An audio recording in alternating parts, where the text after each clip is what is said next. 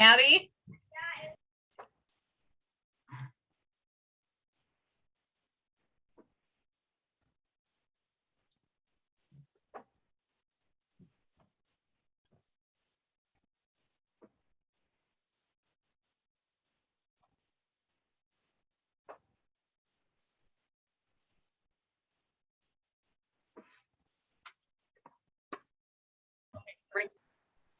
Thank you. Thank you. Bye-bye.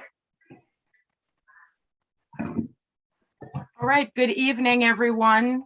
It is 5:30 Tuesday, November 9th. This is the regular meeting of the Fargo Board of Education. Is there a motion for approval of the agenda? Robin? I move approval of the agenda with the HR addendum. And Tracy? Second? Okay, there's been a motion for approval and a second of the agenda. All in favor signify by saying yes. Yes. Yes. Yes. Opposed, same sign.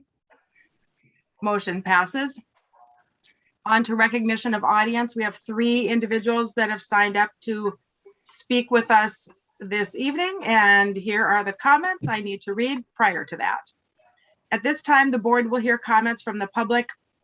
We ask that each speaker who has signed up to address the board state their name and home school district for the record.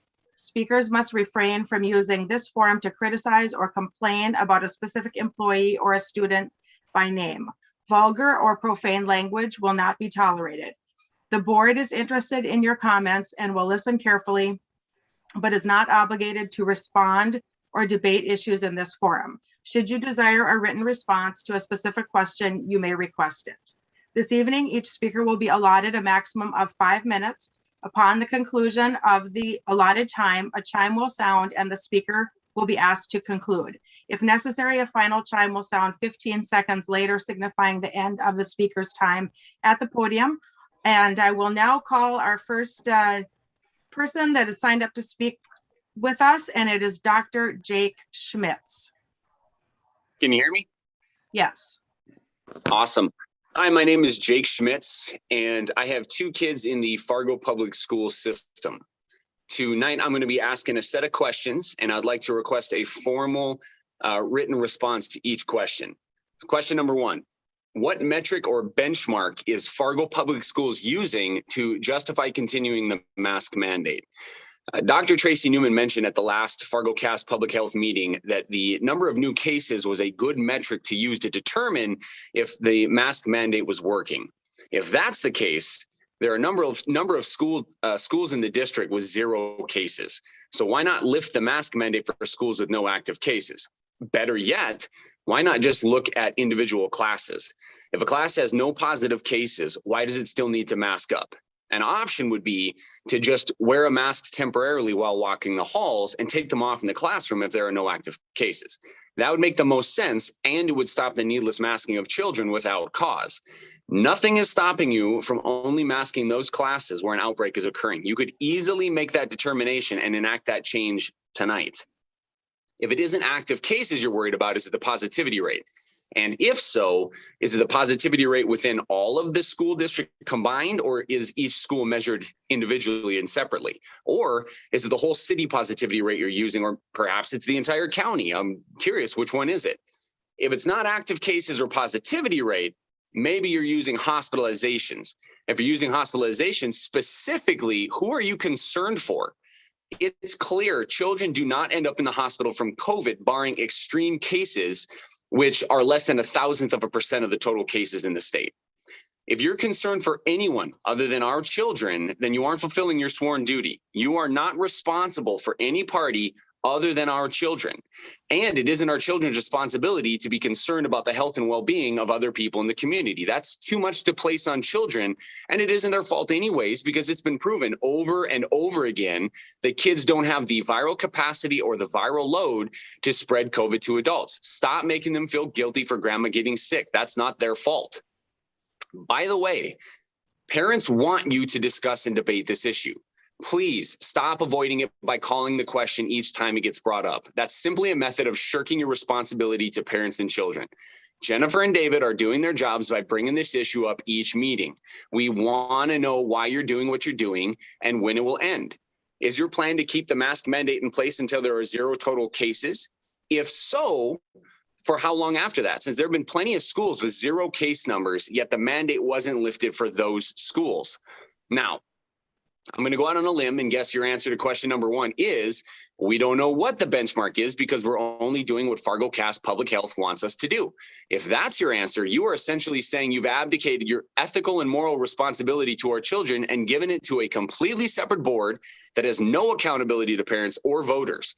None of those board members were voted in by the public. Each was appointed by the governor, and none of them are accountable to anyone other than the governor. My second question is, what metric is Fargo Cast Public Health using to further recommend mask mandates for our children? If you don't know the answer to that, I'd like you to explain to me what steps you're planning to take to gather that information. My last question, the most important one, who is the mask mandate supposed to be protecting? According to the North Dakota Department of Health, children 19 and under have a 99.997% survival rate against COVID, and even better than that in some cases. You can't pretend you're protecting children when there's no real risk to them in the first place. Please make the mask mandate optional. Let parents decide how to best care for their children. If a parent wants their child to wear a mask, they have every right to do so, but don't mandate it for every child. Let the parents make that decision for their children. Thank you for your time, and I will eagerly await your written response when you get the chance to do it. Thank you. The next person is Kristen Charbonneau.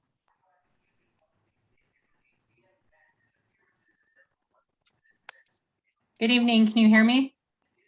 Yes, we can. Thank you for your written response to my last questions from the previous meeting.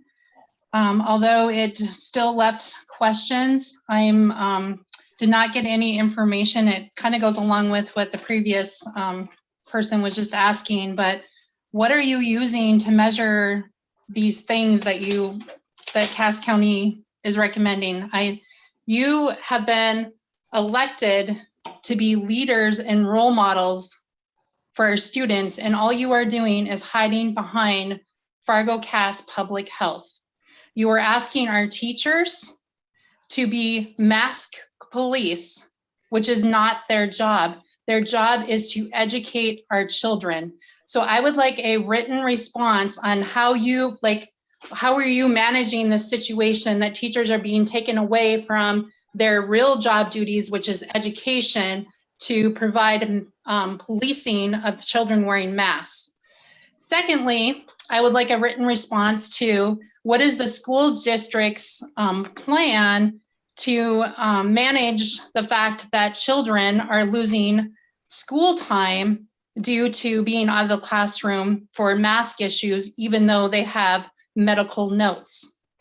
And I would also just like to point out, if we would look back like 3 years ago, if I sent my children to school with a piece of cloth full of boogers and told them that they needed to wear it all day, you all would have reported me to Child Protective Services. This is what is going on. My son had a cold last week. I complied with the COVID test. He was negative. I sent him to school. He was told that it was unfortunate that he had boogers on his mask. It is not healthy or acceptable to expect children to be wearing masks full of boogers at school. So I would like to know what your plan is as we're going into the cold season. What is the plan for dealing with boogers and masks? And I still haven't received a response to the fact that many of you who continue to vote against or to vote against and not even discuss why you think that these masks need to be in place other than to hide behind Fargo Cass Public Health, why you continue to be seen in public without a mask, and you're forcing this on my children. It is not acceptable, and I expect a response from my school, from the elected school board members on why this is acceptable. Not a blanket one letter. I'm asking for each of you to individually contemplate this and think about this and give me a response, because my children are asking me why they have to wear a mask when their teachers and school board members and things like that are, and people like that are seen out in public without them. And you owe them an answer to that question. Thank you for your time. Thank you. Cassie Schmidt.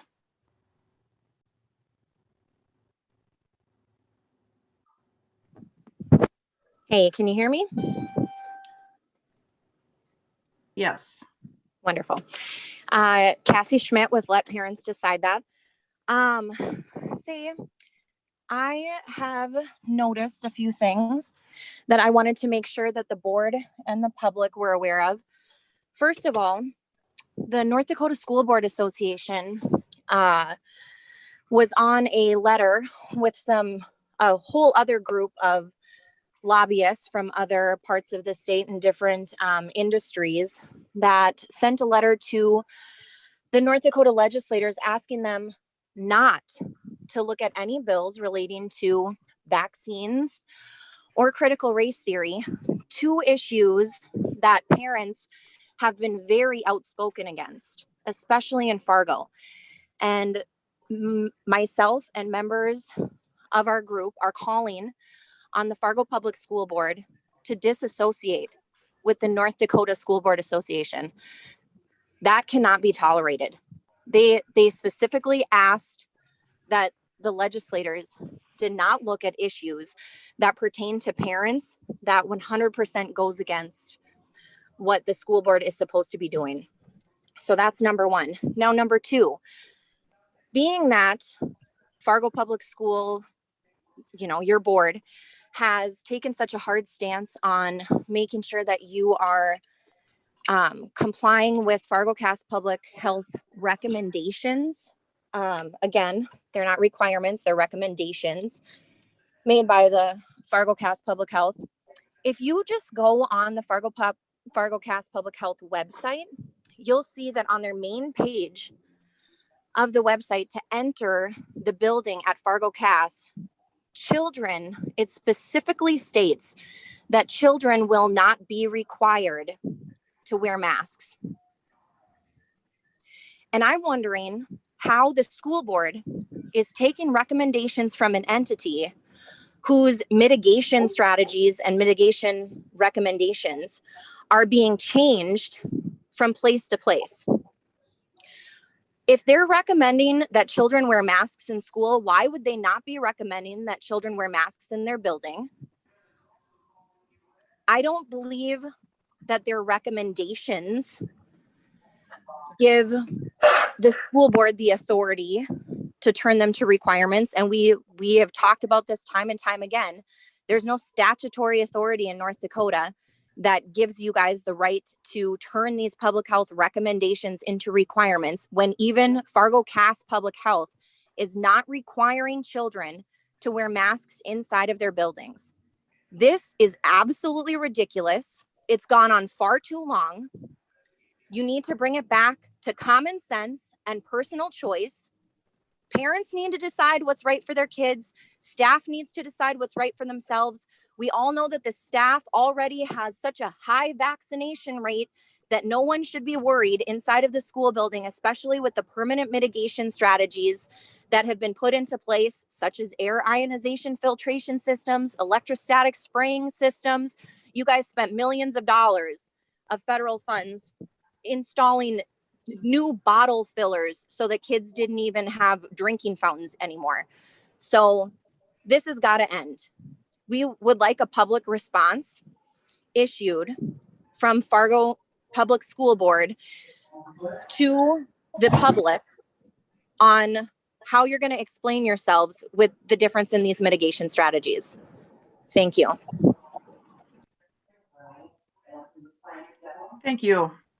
The next item is the report section of the agenda. The first report is a professional development report, Memo 52. And Dr. Hansen, are you introducing this? I am introducing this. Thank you. Welcome. Thank you. I'll share my screen.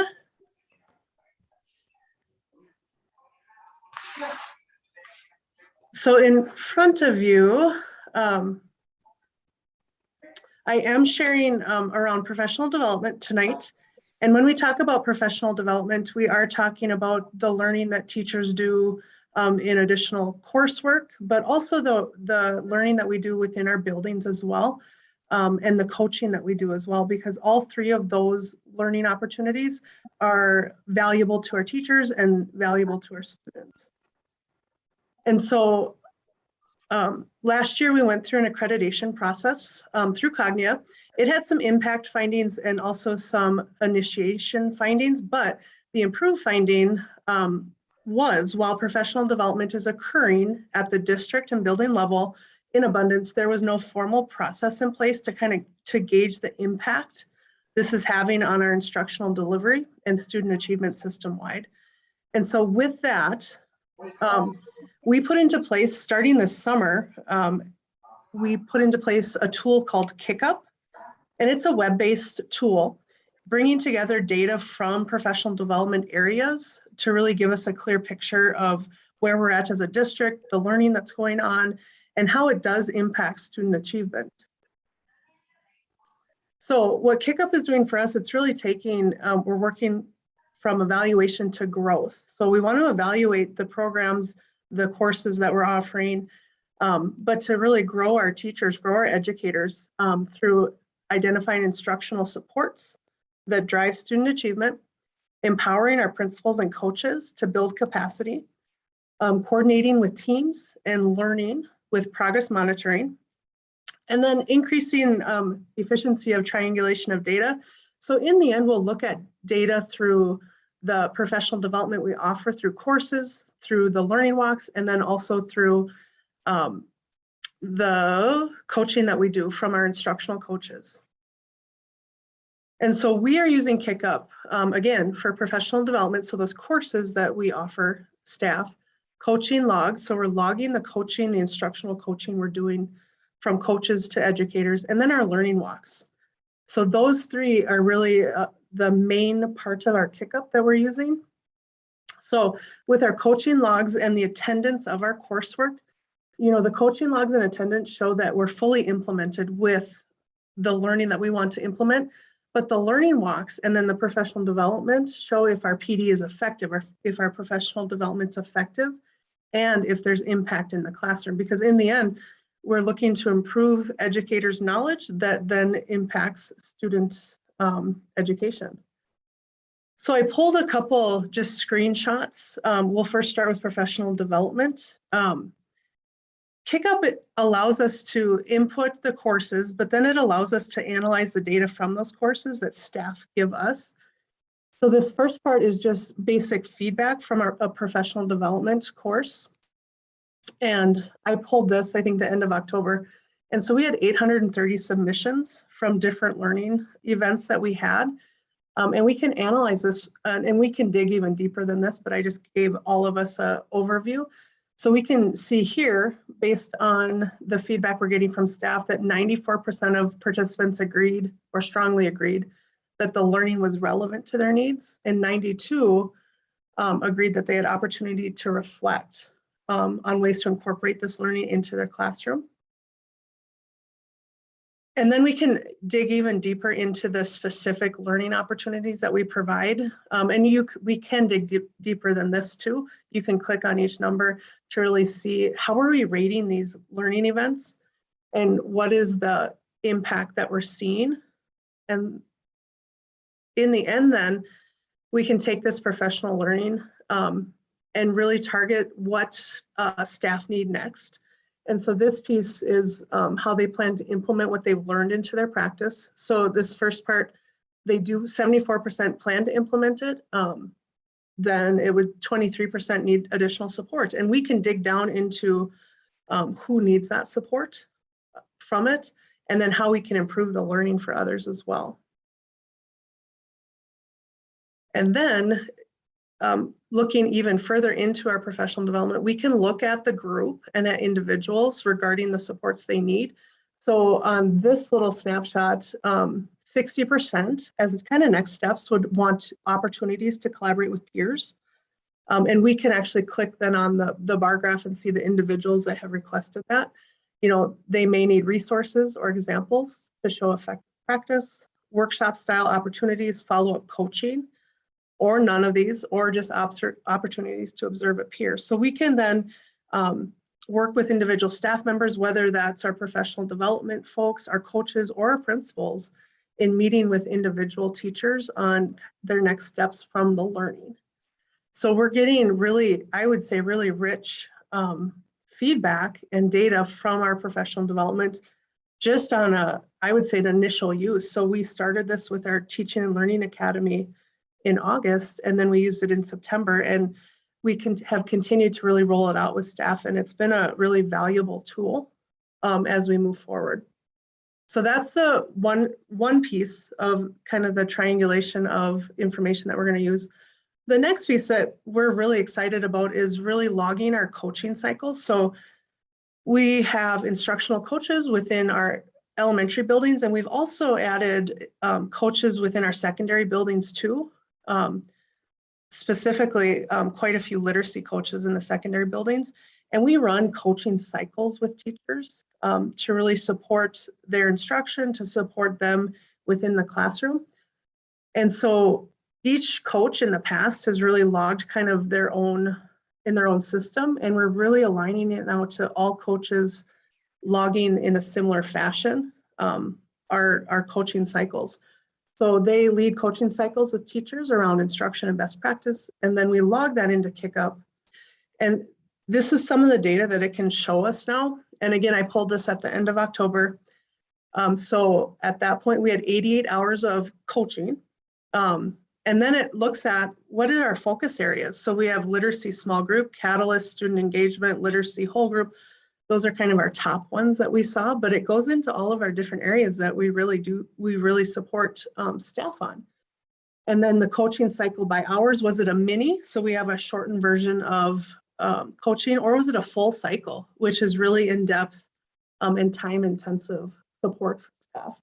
And then right now, I had elementary in here, and so it's by grade level as well. So you can see how it's broken up by grade level and the supports that each grade level is getting for that. And then within those coaching cycles, we also log our coaching interactions. So are we doing observations as coaches? Are we co-planning? Are we modeling? Are we analyzing student work? Or are we co-teaching? And a lot of what our coaches are doing currently is observation, but also a lot of co-planning and really working through with teachers what that looks like.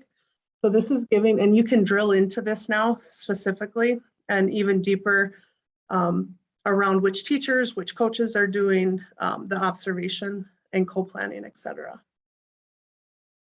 And then along with coaching, we can have the instructional strategies that we're coaching on. So are we coaching on direct instruction, student engagement, communicating high expectations? So these are those standards that we really do want to get across to teachers and to kids.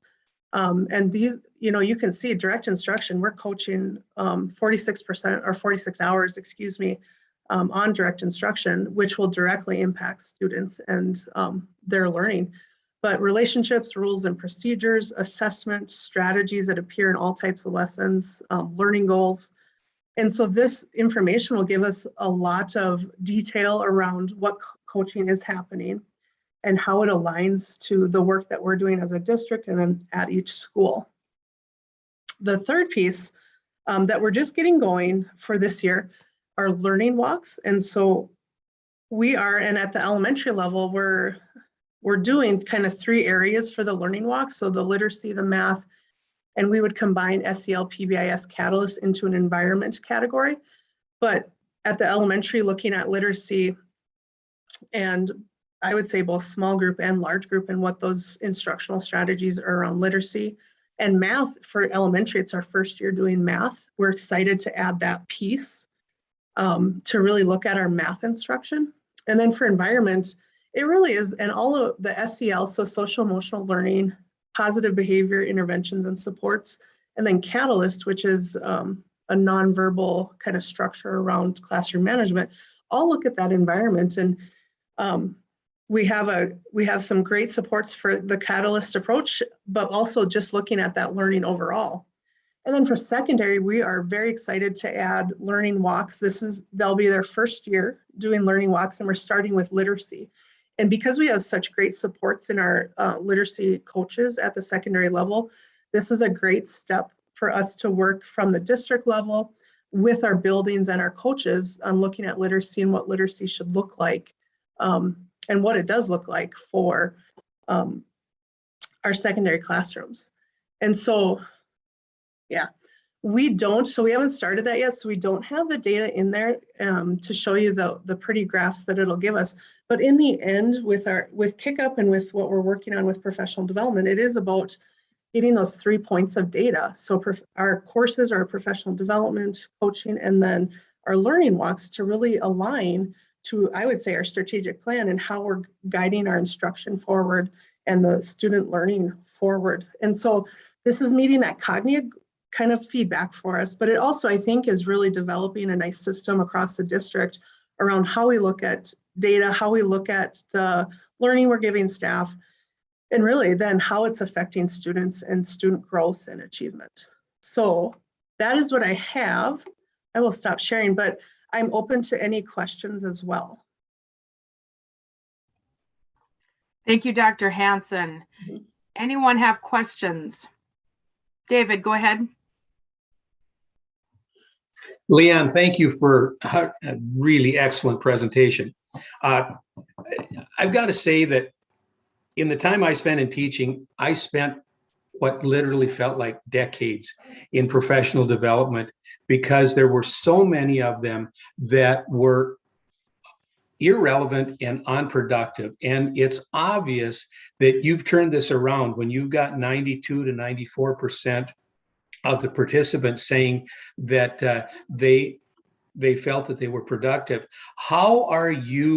What are you doing to assess the needs of professional development, and what steps have you taken to make them more relevant to the participants? Yeah, and I won't take credit for the implementation of this program. A lot of work came before me. I just get the pleasure of reporting it out. Joelle Johnson has done some tremendous work with professional development and coaching, and so I do give her a lot of the credit. And I think to your question though, around, I would say engaging staff and what they need. I do think it is looking at some of this data because that will really show us, is it effective? Is it something that they're needing? And part of the survey that they can take is really telling us kind of next steps and what they need. But I also think, so we can gather that data, but it is through coaching too, that really those personal conversations with educators around what do you need and how can we, because I think courses are great and we can give courses and more learning, but the learning happens at the building level. And I think coaches are such an important part of that cycle to really gauge what teachers need, principals as well, because principals do some great coaching as well. So really supporting that conversation, that dialogue at the building level, but then it is about at a district level, okay, are we seeing a movement towards the need for something? Does it meet our strategic plan?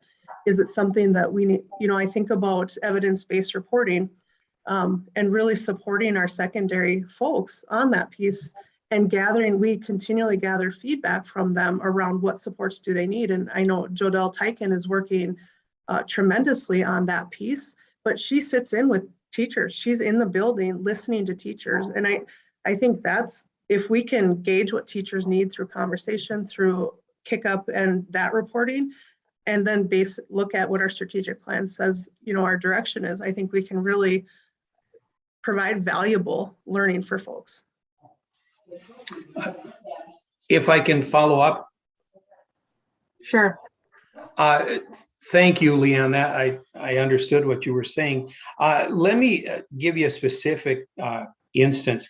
Let's say in the first, you've got a brand new teacher, and the first evaluation shows that they're really struggling in a certain area. Do you step in at that time and assign a coach to that person, or make the suggestion that they really, we can help you. We want to see you succeed, because the first couple of years are absolutely vital. Mhm. Do you step in at that time and, Well- kind of say, hey, we can make this work for you. Here's what you might try. And I'll bring up Joelle Johnson again. We have a really strong mentorship program, and our new teachers are assigned mentors from day one. She has a strong system of learning that she walks our new teachers through. So they're getting, I would say, that highway of learning. And then if a principal comes across a teacher that needs additional supports, there is the instructional coach within the building that can help support that. But within our mentor program, and I'll put kind of my principal hat on, the instructional coach and myself, we don't talk about evaluation. That, as a principal, we evaluate, and the coaches and mentors. And so it is the feedback as principals that we give through our evaluation supports that. And I would say coaching will support that, but it's not something that I would divulge information from an evaluation for a coach. But we are able to, I can coach all of our principals. We're doing some great learning this fall on how to coach teachers and how to give effective feedback. And so I think that is a really key part to it. So we have a great mentorship program. We have principals that know how to coach and give effective feedback. And then our instructional coaches can also support those teachers along the way too. Thank you. Mm-hmm. Nikki, I know you had your hand up at one point. Do you still have a question? No, I think several of the things that they just discussed answered that. But since I'm given the opportunity, I just wanted to say thank you, Leanne. Sure. Very impressive and fun to see. And I'm all about moving the education needle in any way possible. So thank you for the work you're doing. Thank you. Dr. Gandhi, you had a comment? Yeah, I just, first off, just wanted to commend Dr. Hanson, our two associate superintendents, and the entire teaching and learning team. I know Joelle and everyone else that's part of that as well. And to provide just some greater context on Dr. Hanson's presentation, obviously, I think there's more information included in your board packet if you have specific questions. But as most of you remember, last March is when we conducted our annual 5-year accreditation with Cognia. Just for a reminder, that Cognia does do a comparison to districts that are comparable to us in what they call an IEQ score. The range for comparable districts that they compare us to in the 5-year range for an IEQ score is typically 278.3 to 283. And we scored a 333, which is significantly higher, with only one area that fell in their improved finding. And the ratings did say, or the people that did do the accreditation did share with us, that they will always have a finding in at least one of their 3 areas. So to see our teaching and learning team be so responsive for an expectation that's really laid out in the next 5 years from now, when they're revisiting, to immediately respond to that, I just want to commend them in that work, not only because of the impact it's going to have on developing and coaching teachers and student achievement, but just a responsiveness to show you how seriously we do take that, because I know that in previous board meetings, we've had some questions directly aligned to what are we doing in response, just to show that we were rated very high with one area that was considered an improved finding. And this is in direct response to that directly addresses that area. I think the second piece to David's question about how does this align with what the educators and what our staff are needing for their own respective individual needs is that understanding that our teaching and learning team have taken a 2-pronged approach to implement the efficacy of our professional development. The first approach is what we presented to the school board 2 years ago, which is when we do have those opportunities for built-in professional development days, the first thing that we wanted to do was be able to provide a wide variety of options for our staff so they could have their own self-choice versus one standardized PD for all of our teachers in our district, knowing that we have over 1,000 different teachers that have different needs as well. So whenever we do have that built-in professional development day within our calendar that's built, we provide that wide variety of options. And then throughout the year, we use our Teach to Learn platform. So our first choice was making sure that we had choice, because we understand the importance of self-selection based on your need or your interest and the buy-in that will lead to your instructional pedagogy. But now we have a back-end tool to measure the impact of that on student achievement and your instructional practice as well. So it's really been a multi-step process to get us there. And I think it's going to be extremely valuable. And I think the biggest impact of Kick-Up is really going to be able to evaluate the efficacies of the professional development. Currently, with the contract as it sits, when you take a look at the contracted days our teaching staff are assigned to work, what the district really has at their discretion for professional development is limited to 14 hours. And then if we take away the staff opener and we do that in a 1 hour time frame, then we're limited to 13 hours. So our teaching and learning team really have to work to prioritize the various different levels of professional development that we can offer, because the time that we can actually require professional development in our district is really limited to 13 hours within that 190-day contractual timeframe. So without additional compensation that the district would be obliged to. So really making sure that we can make each of those 13 hours as efficient as possible is going to be huge for us, and Kick-Up allows us to do that. So just want to provide that greater context, and kudos to our entire teaching and learning team. Tracy, go ahead. I thank you. I think some of that was answered, but thank you for that further explanation, Dr. Gandhi, and thank you for this presentation, Dr. Hanson. I appreciate learning how professional development and the coaches logs and the learning walks will all kind of frame our strategic plan or inform how we do our strategic plan. It was mentioned by both of you that this we're expecting this to affect student achievement. I'm just curious, how are you expecting that to affect that? And is that being measured, or in what way are we tying that back to the Kick-Up program? And thank you, Tracy. I think with Kick-Up, we can tie direct student achievement to teachers, but to schools. And then we can use that data to really help with and tie it to, are we seeing an increase in reading achievement at Centennial Elementary, and then look at the coaching that's been done and what has been effective.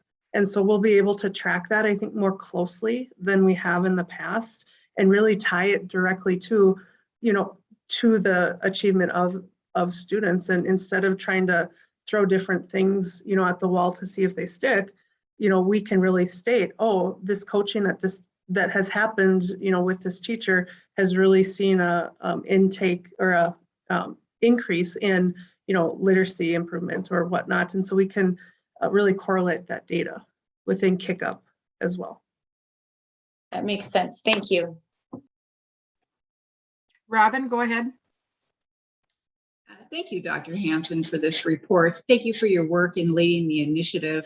I also want to thank all of our educators who are committed to the work of continuous improvement and growth to help our students succeed. So I think the love should be shared all the way around.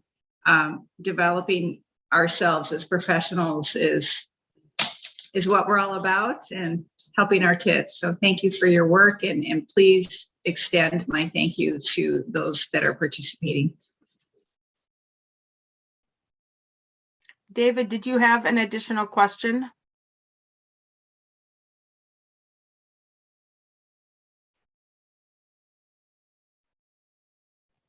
Okay, thank you. All right, great. I will say ditto, Dr. Hanson, for all comments that were shared this evening. Thank you so much. Yes, thank you. The next item is Administrative Policy Updates Memo 53. Dr. Gandhi.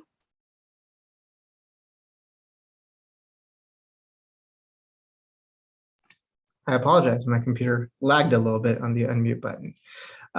In your board packets, you have a brief update of the administrative policies per our ELs, and our practice administration does notify the board of any administrative policies are updated on an annual basis. Normally that work is done in the summer, and we go through on average 40 or so policies, give or take. We will update policies as needed if a circumstance warrants it. If not, all other policies have now been moved to a 4-year cycle. We're bringing this to you in November this year, just because the summer, at the end of the summer, we were dealing with some other expectations to start the school year that we weren't planning for originally as well. So most of the policies have been updated for minor edits or tweaks that's been identified for you. As we go through this cycle over time, we have several administrative policies. We will be updating all of them to reflect that they don't just include binary pronouns for individuals and allow for multiple options. So that will also be happening over time as we go through each of the updates, and we are doing that as well. So with that being said, this isn't going to be the end all be all, because if other things change and we need to change policies, we will. We did also make sure that we notified or consulted with FEA on any of the policies that required us to do that per our contractual obligations as well. So that is ready for you, and that's in the board packet. All right, thank you, Dr. Gandhi. And moving on, the FEA report. Benjamin, are you providing the FEA report this evening? Hi, I am. Can you guys hear me? Yes, welcome. Awesome. Okay, good. So hello, my name is Ben Norman. I'm an English teacher at South. I have the privilege to serve the union as the high school representative for the executive board and share a quick message tonight. I'll keep this brief. You guys have plenty on your dockets, and I'm actually doing some professional development right now on my other Zoom screen, and I need to get back to that here and stop split screening. So the union's message tonight is a familiar one. One you've heard before, one you'll hear again, but it bears repeating. Too many teachers in our district remain overwhelmed and underwater, and we need your help. We need your help. We need your help. It bears repeating again and again. As you're well aware, this issue here in Fargo predates COVID. Some of you may be old enough to remember when I addressed the board and the fact-finding commission in January of 2020. I said things weren't sustainable then, and to put it lightly, a global pandemic hasn't made much anything better.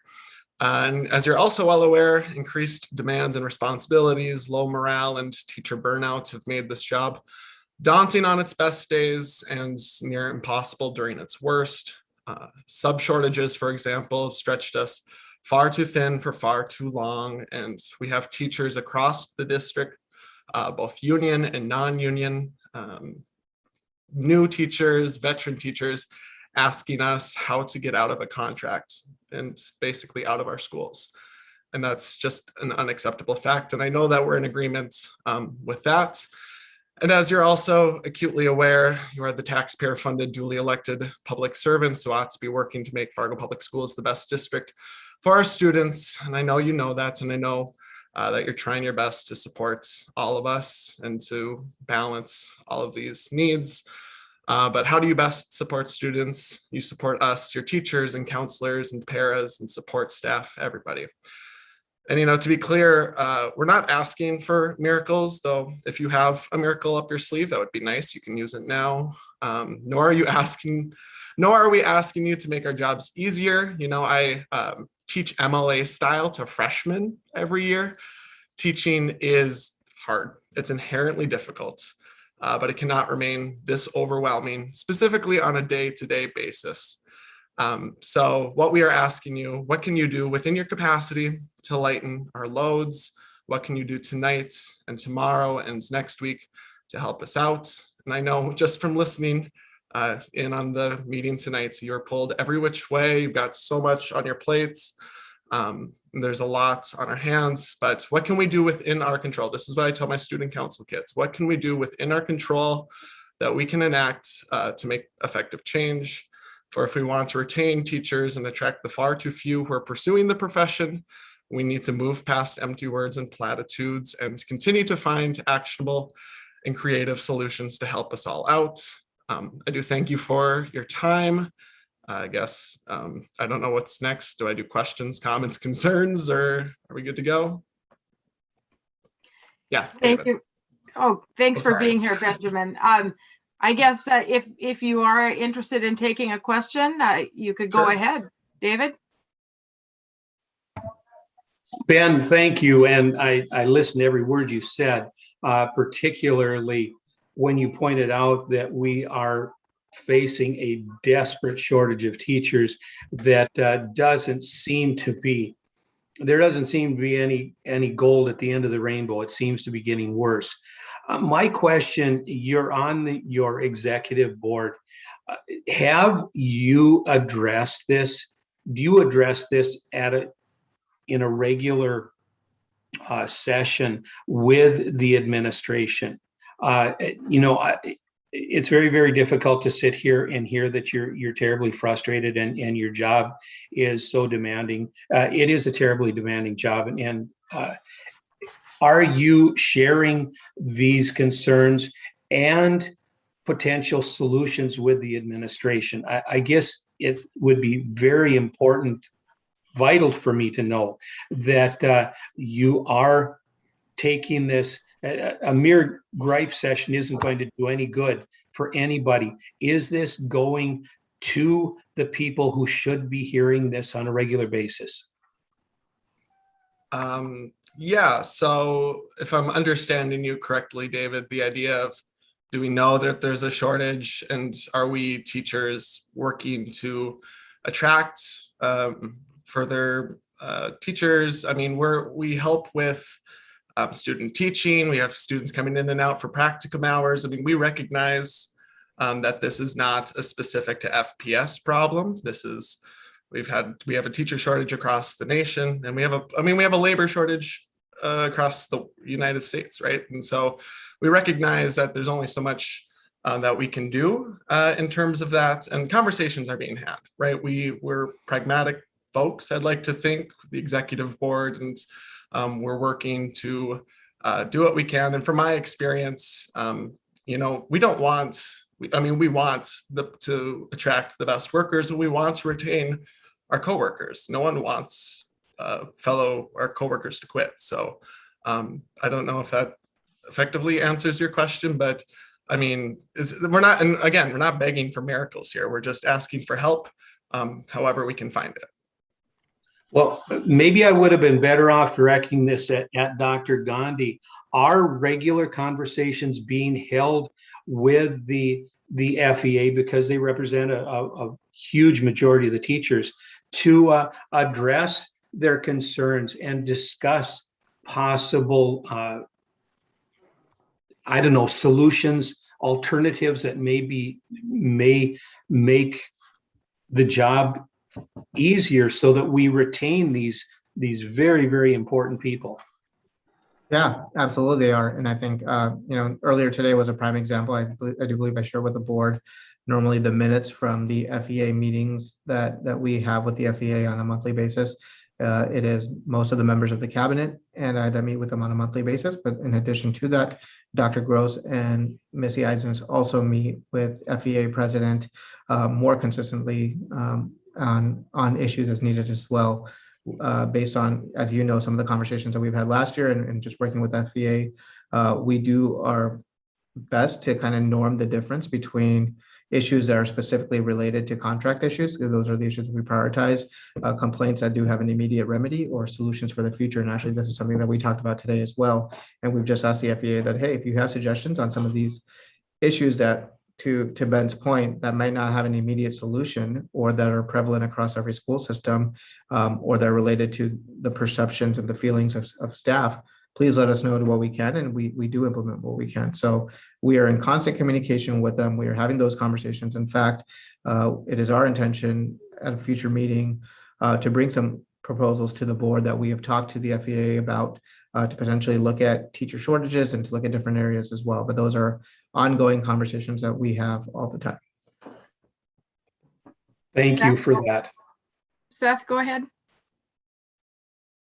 Hi, not so much a question, just a request, I guess. I'm perfectly willing and open for any suggestions to make your job easier at all.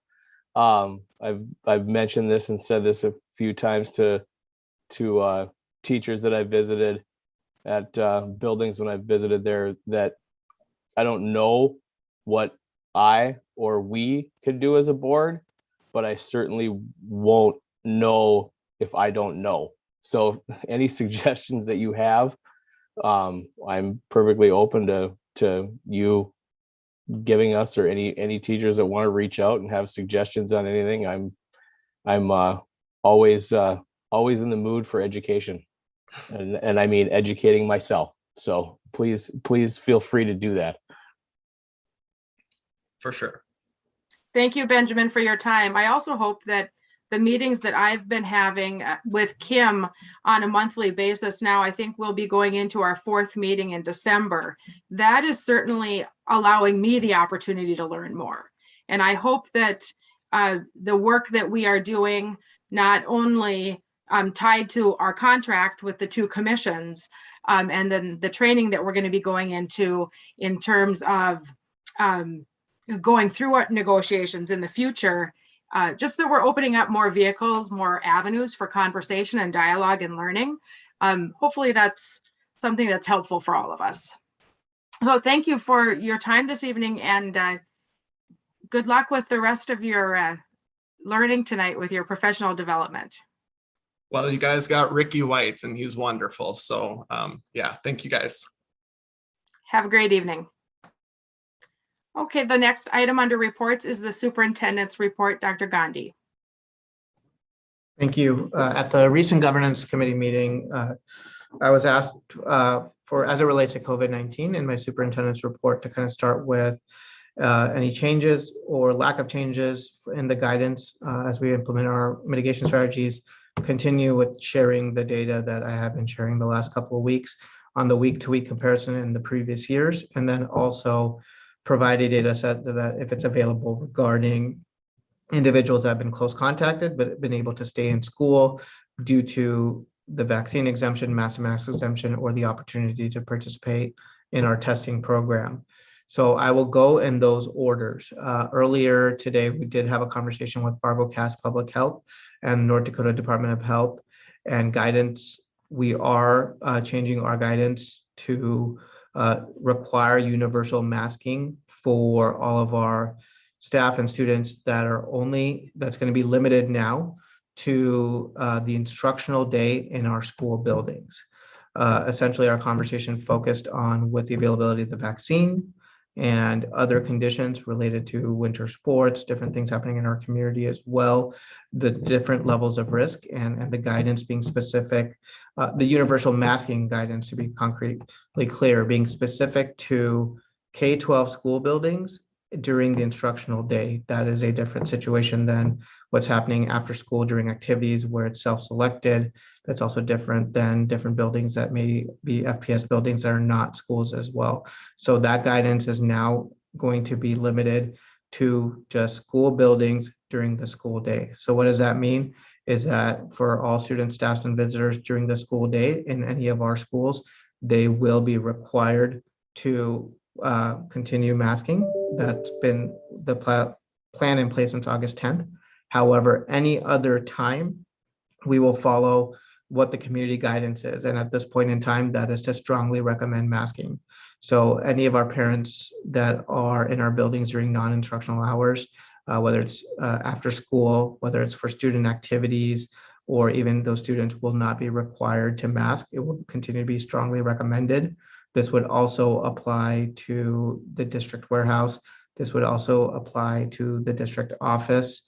This would also apply to after school hours. If staffs are in the building, it will be strongly recommended, but they will not be required to wear a mask as they have until this point. This also applies to facility rentals that don't occur during the school day. For Fargo Public Schools, if anyone's renting our facility after the school hours, we will strongly recommend that they mask, but it will be a recommendation. It will no longer be a requirement based on the conversation that we had today. So wanted to start with sharing that update. I'm sure there's questions about that, and if there are, be happy to answer whatever I can. But also we'll go on to kind of the second pieces of data that were required. So I will now move on to kind of just the weekly comparison that we have been sharing on a week-to-week basis and asked by governance. And that would be this chart right here, which continues to be the amount of active positive cases by week in Fargo Public Schools that are in color-coded by the level, elementary, middle, and high school, and in comparison to the previous week. So that is that piece of information for this week. November 7th up till November 9th, we're at 25 cases. Last week, when you look at the totality of the entire week, it was 52 cases as well. I'll also share, thanks to Stephen DeRoe, he was able to put together some of that information that was requested regarding the amount of students that have been exempted in our district because of one of three provisions, which is if a student is exposed to a positive COVID-19 case, they do not have to quarantine if it was A, a mask-to-mask contact, B, the individual that is exposed is vaccinated, or if the individual has had COVID-19 in the last 90 days. Additionally, for students that don't fall in any of those categories or staff members, they would not have to quarantine despite an exposure if they tested multiple days or participated in a testing program to show within the last 48 hours they had a negative test. So column B is the unique amount of students. So there have been 2,767 students that have not had to isolate because they either fell in one of these three categories. It was a mask-to-mask exposure, the student was vaccinated, or they had COVID in the last 90 days. That 2,767 students accounts for 4,047 incidents of that happening. There have also been 344 students that have been exposed to COVID-19 and avoided isolation by testing multiple times. There were 148 students that chose not to participate in the testing program to avoid isolation after an exposure. And there are 56 unique students that had to test once or only tested once. And we can't drill down if it was at the time of exposure, they only needed a test once because it could be leading up to a break or something of that nature to be back in school, or if it's they chose to test once and then they didn't come for the remainder part of their isolation period. So that piece is unclear, but column B would be the unique amount of students and column C would be the amount of instances in which that occurred. So that data was requested from governance as well. And I will now stand for any questions the board may have.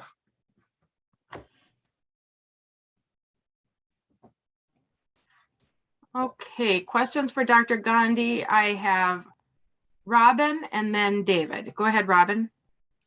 Thank you, Dr. Gandhi, for providing that information. That is really helping me understand why we are masking, and that is to keep kids in school. That's, quite frankly, a much larger number than I expected. So thank Stephen DeRoe for pulling that data together. I would appreciate an email with a hard copy or whatever of that data so I can look at it and analyze a little bit more. Thank you. David, go ahead. Thank you. I was approached by our former director of building and grounds following our last school board meeting. And he was sharing his concerns about the masking that was occurring now. And he said, if we would remember as a board, we were given a 10-minute presentation by the company that installed that made the changes to our air handling. And he said, if you want to place it in perspective, the air within our district's buildings is far cleaner than any air those kids are going to breathe at any other time. And if there's any place where those kids should be safe, it should be in the schools. He was questioning the parents and everybody that's talking about these kids having these terribly filthy masks on their faces. And we all have had little kids and we know exactly what the parents are talking about. We also know the incredibly high numbers of respiratory viruses that have been showing up and the numbers of colds. But he said, if you want to hear that again, I'm sure his his replacement, Blake, could certainly bring those people back in to explain to us again the large amount of money that we spent to make that air inside of those schools as probably, as Jim said, cleaner than any air they're going to breathe during the day. And it's one of the reasons I really feel that we're not solving any problems by keeping masks on these kids. I really don't think that it's accomplishing very much. I understand what was just said about the numbers of about the numbers of days that we're being able to shorten the quarantines by and everything, but we're really not seeing that as a major issue in West Fargo. And we refuse to compare the two districts when all we're separated by is a street. I don't see that there could be any more two comparable districts than we have in West Fargo and Fargo. And the one without a mask is reporting less cases and thus less kids losing time. It becomes more and more frustrating. Thank you, David. Jennifer? Thank you. Can you hear me? Yes, we can. Okay. All right. Very good. Okay. So I have a few follow-up questions, specifically in relationship to both masking and CRT and some conflict. Anyway, let me start with masking. So I'm wondering, Rupak, you had mentioned updates in the recommendation, and I am curious, as we heard from one of our speakers tonight, it looks like Fargo Cass Public Health, maybe it's always been this way or recently changed, but I would like to know, as part of those conversations, or at least like also the board to consider this and have a discussion on this, maybe you are not aware, but Fargo Cass Public Health's own building, if I'm reading their policy correctly, does not have a mandate. It is a recommendation, much like I've continually asked the board to honor for our students and staff, to leave it as the recommendation and up to individuals to make that medical decision. So I am curious what that conversation or justification is for Fargo Cass Public Health to not have a mandate. And so perhaps we start with that question, if that's okay. So Jennifer, that seems to be a question for Fargo Cass Public Health in terms of the processes and procedures that they have for their building.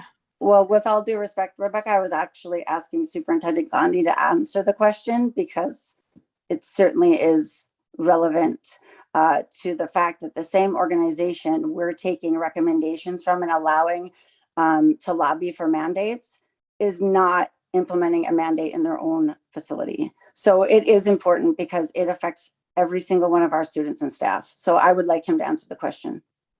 Dr. Gandhi, if you have anything additional to add from what I said. I won't be able to share any insight on Fargo Cass Public Health and their own policies for their own practice. That would be a question for them. It's just information that I don't have at this time. I can share a little bit more about our conversation today. And I also want to go back to our August 10th meeting when the recommendation was made to adopt the guidance from Fargo Cass Public Health for the mitigation strategies we use. It was shared at that time with the board that the administration's interpretation at that time was that Fargo Cass Public Health at that time had provided broad recommendations, including universal masking, which is what's led to a lot of this conversation. But we did at that time also share that we will work with the North Dakota Department of Health on maybe a lot of some of those operational things, because it's been both entities that we've been working with. And while Fargo Cass Public Health had provided that broad scope of the recommendations for mitigation strategies, some of the operational questions were part of that. So the North Dakota Department of Health were part of the conversations that we had today that were specific to student activities, facility rentals, and so forth. The information that was shared and the conversation today focused around the fact that is there a different level of risk when you are talking about what's happening during the instructional hours within a school building where all the students are also required to be versus some of these other times that we're talking about that are inside the instructional day. One of the things that I do also want to commend that was shared by the North Dakota Department of Health, because the conversation focused a lot on student activities today, was that we are at a different point than where we were last year, where student activities were essentially some of the most vulnerable areas, where we were seeing the biggest spread of cases within our students. Whereas this year, we've actually seen our student athletes represent some of the highest percentages of students that have been vaccinated as well. So that is a change in circumstance as well. That was part of that conversation. I can't speak to any other entity for their own recommendations, but our conversation focused on the guidance that was given about universal masking, along with all the other mitigation strategies are specific at this point in time to school buildings during the school day. And that was what was shared today or clarified today. President Knudsen, I'm sorry. Go ahead, Robin. Jennifer, I'm not quite sure if you realize that your video isn't turned on. Oh, I'm having technical difficulties. Sorry, Robin. Okay. I'm just glad you can hear me. Okay. Jennifer, did you have one other question?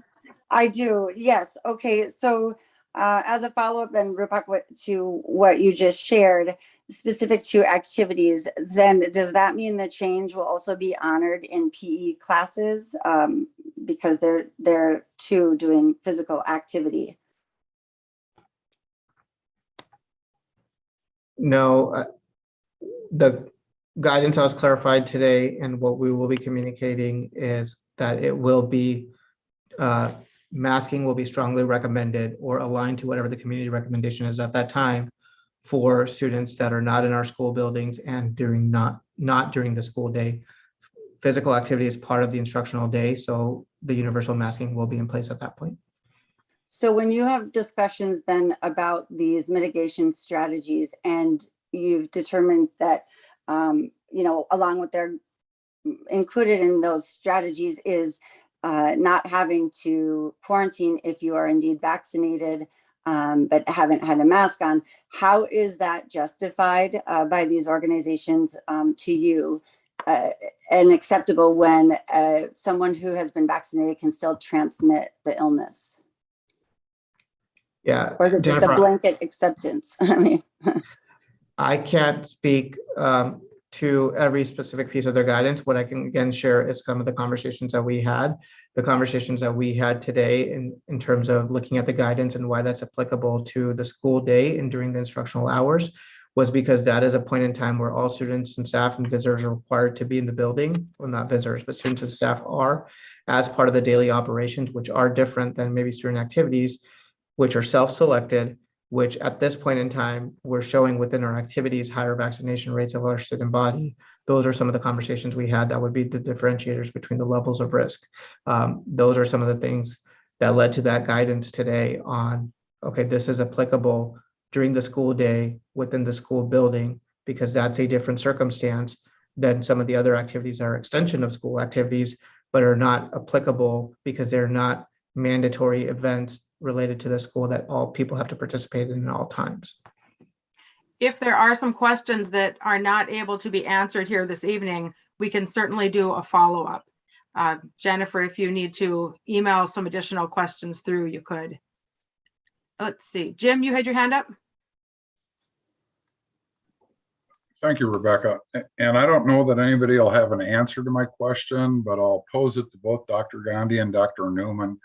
I was excited to hear that we finally have the vaccine approved for our elementary age children, and I know they've started to administer it.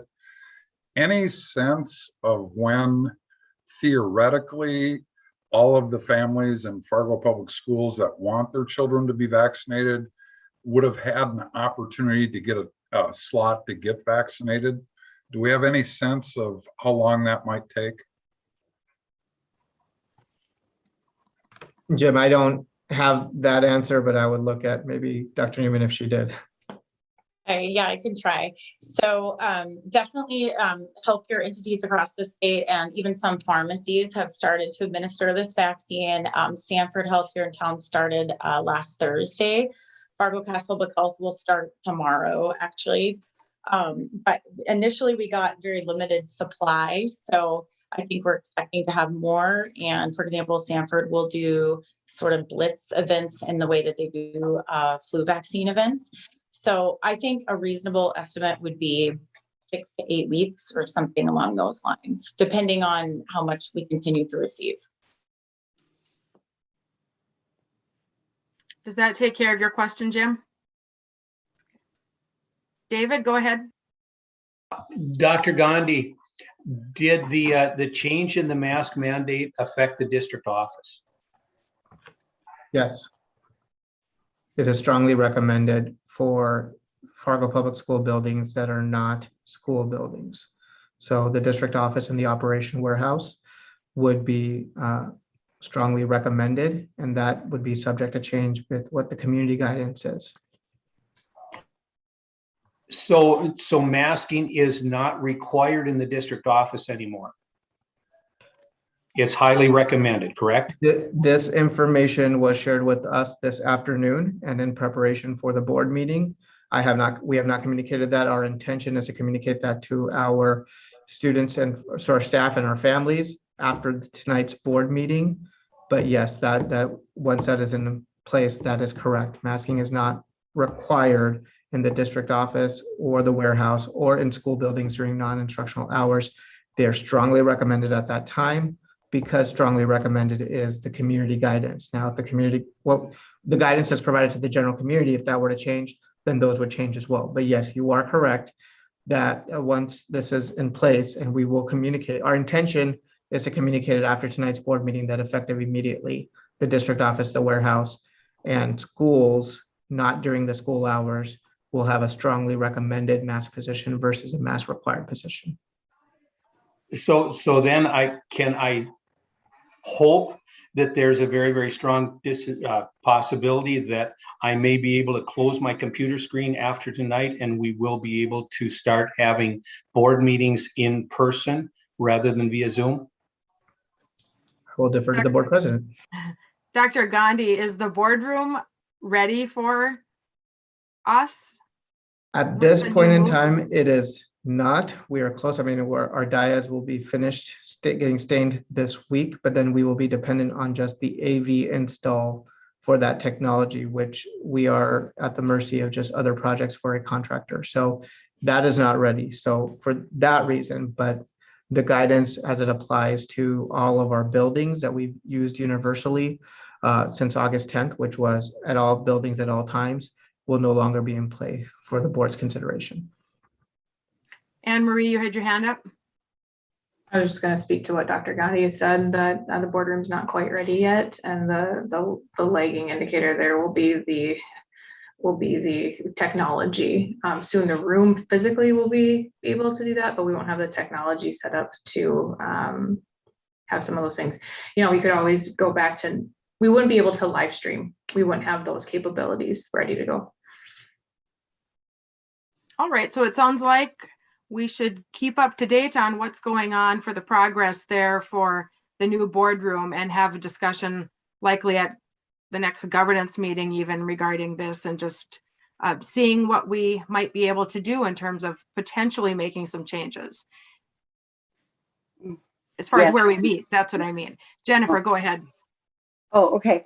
Thank you, Rebecca. I would like to make a motion that we direct administration to change the current masking policy from a mask mandate to a strongly recommended for all staff and students, for all buildings. Is there a second? Second. Discussion?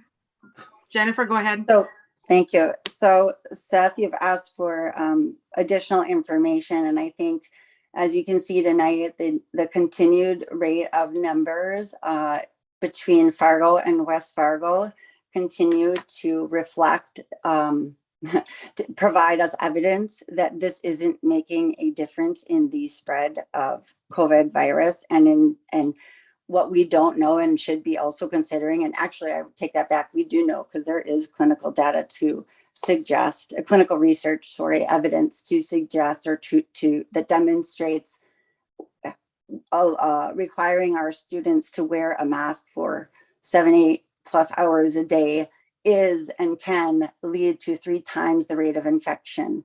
What we don't know, right, is maybe the long-term consequence on their immune system, which we should care about. So the point is, there is not strong evidence to continue this mask mandate. And in fact, there is exactly the opposite. There is strong evidence to end it, and to end it now.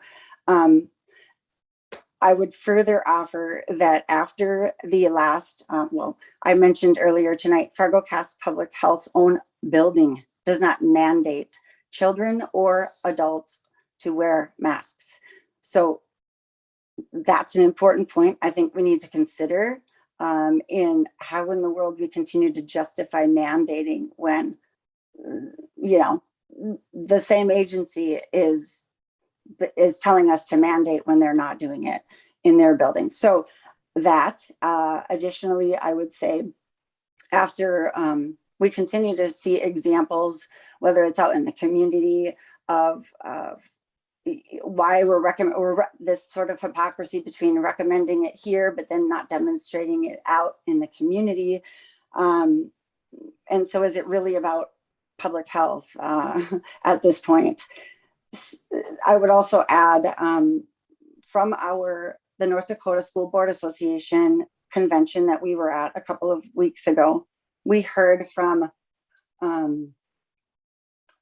Vogel Law Firm, one of the attorneys in Bismarck, on a couple of important topics that I think need some healthy discussion around, and that is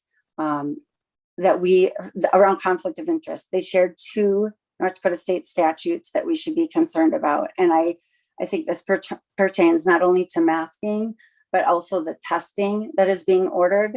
And who is that? I think it's important to note that both chapters include business associates.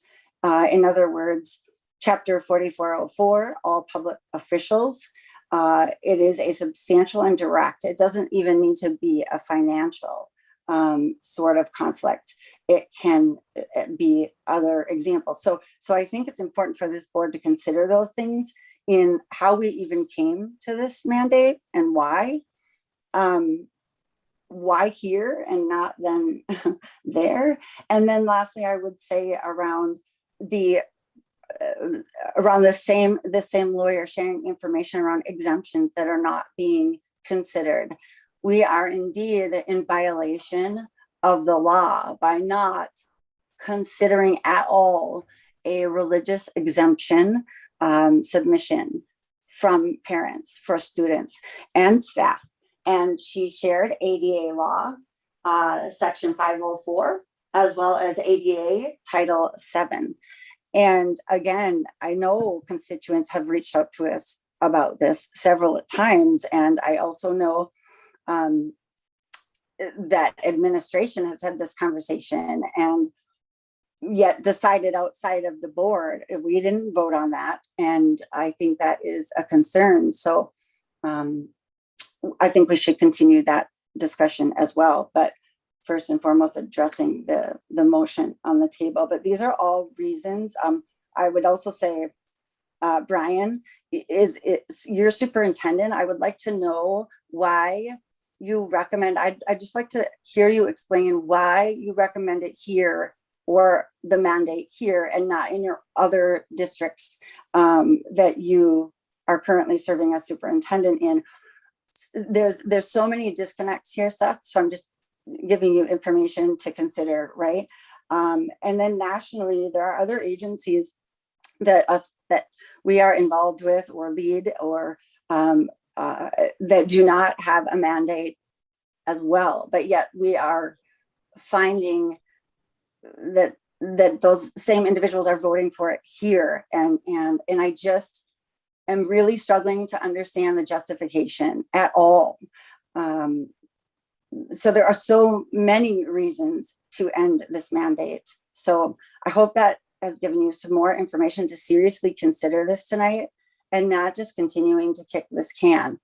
Every day that is a delay is a consequence for one of our students. I mean, we need it to stop. Thank you. Rebecca. Anne Marie, go ahead. I'm sorry, Jennifer, my fingers weren't so fast tonight. Could I just Sure. make sure I have your motion down correctly quickly? Yes, yes. Okay, I have down to direct administration to change the current mask requirement to masks being optional in all school buildings for staff and students. I'm not quite sure I had that perfectly right. Yeah, I think I just tried to replace the mask mandate to as strongly recommended. So, and then I just tried to cover, right, that it's for all staff and students in all buildings. I mean, really anyone, I don't mean to delineate it maybe in the motion, because I mean, even people entering the building. So basically just move the mask mandate from a mandate to a strongly recommended. And then what does it sound like, Anne Marie, on the motion? Like in the policy, if you just, does that work for you? Does that provide that full coverage? Well, I just want to make sure I have it down correctly. So if I have to direct administration to change the current mask requirement to masks being strongly recommended in all school buildings for staff and students. Well, again, I don't want it to be limiting. So I was trying to repeat what's currently the policy.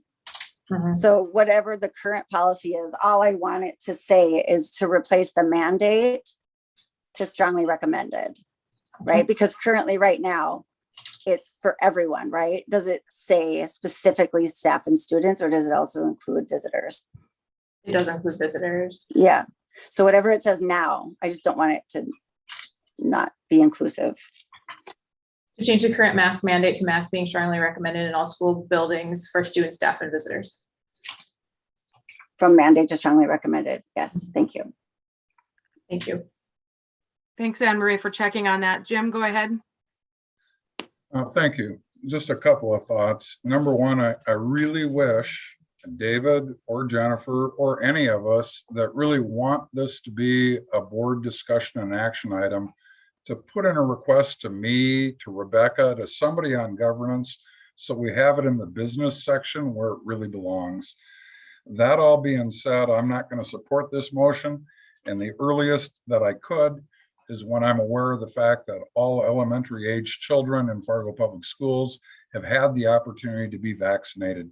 At that point in time, I might reconsider my current position. Tracy, go ahead. Thank you, President Knutson.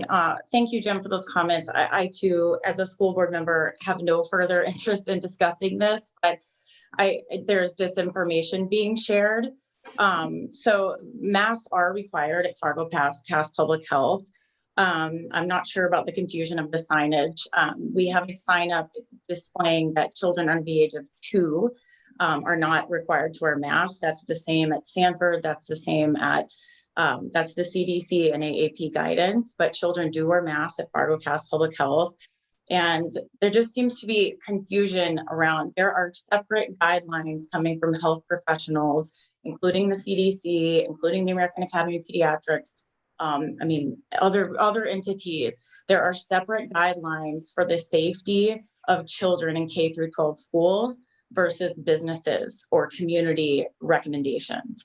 So that is why there seems to be this disconnect. So even if Fargo Cass Public Health wasn't requiring masks, that's not an apples to apples comparison. I'm just concerned at the level of disinformation that's being shared. Seth, go ahead. Let's see, I'm muted. Okay.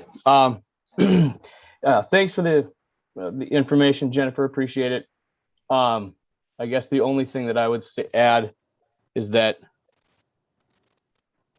although I do appreciate the information that was brought forward, in order for me to change my position on this, I'm going to need new information from the organizations, the partners that helped us as a board guide us in our original decision in August. And so unless new information comes from those partners, I'm not going to be able to support the motion. And then I just did have one question I wanted to have you clarify for me, Jennifer, if you could.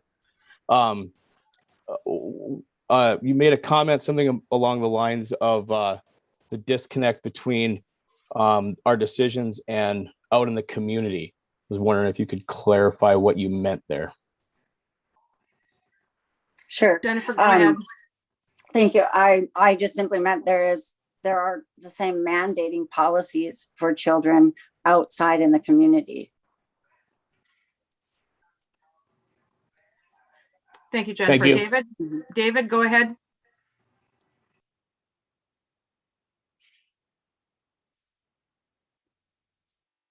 David, could you please unmute?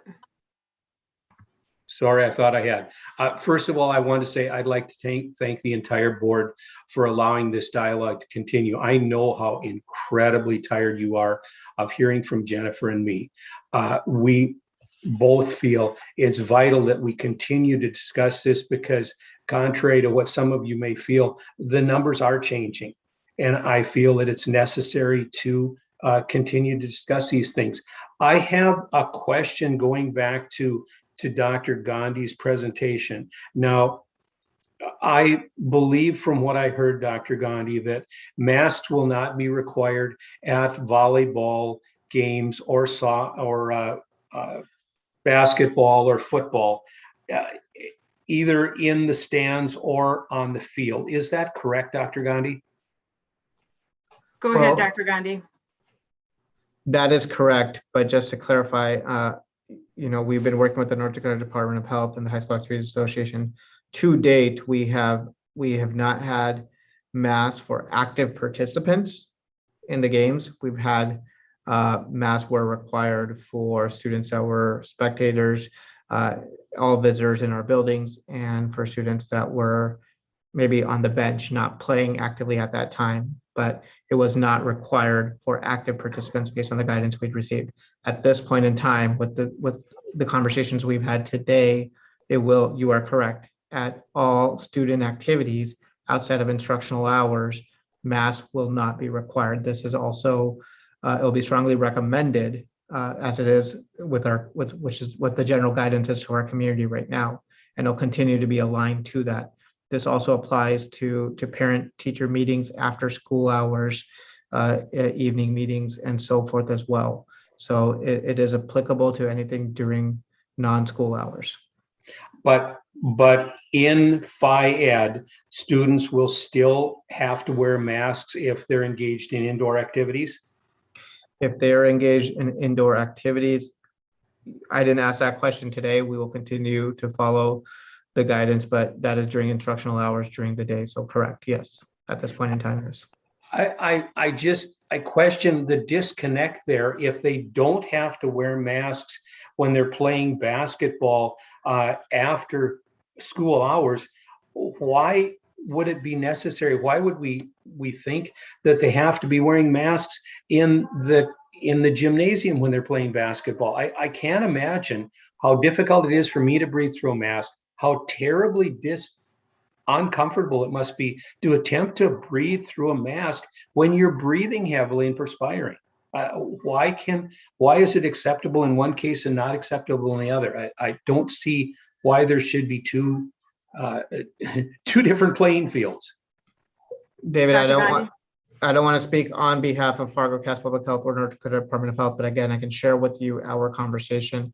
Our conversation did revolve around the level of risk during the school day when you're talking about school activity versus a self-selected activity after school, specifically knowing that the after school activities for the most part are with our secondary students that have had the ability to get vaccinated for a pretty long time now. We are excited that that opportunity does exist with our 5 to 11 population, but it has not been as readily available.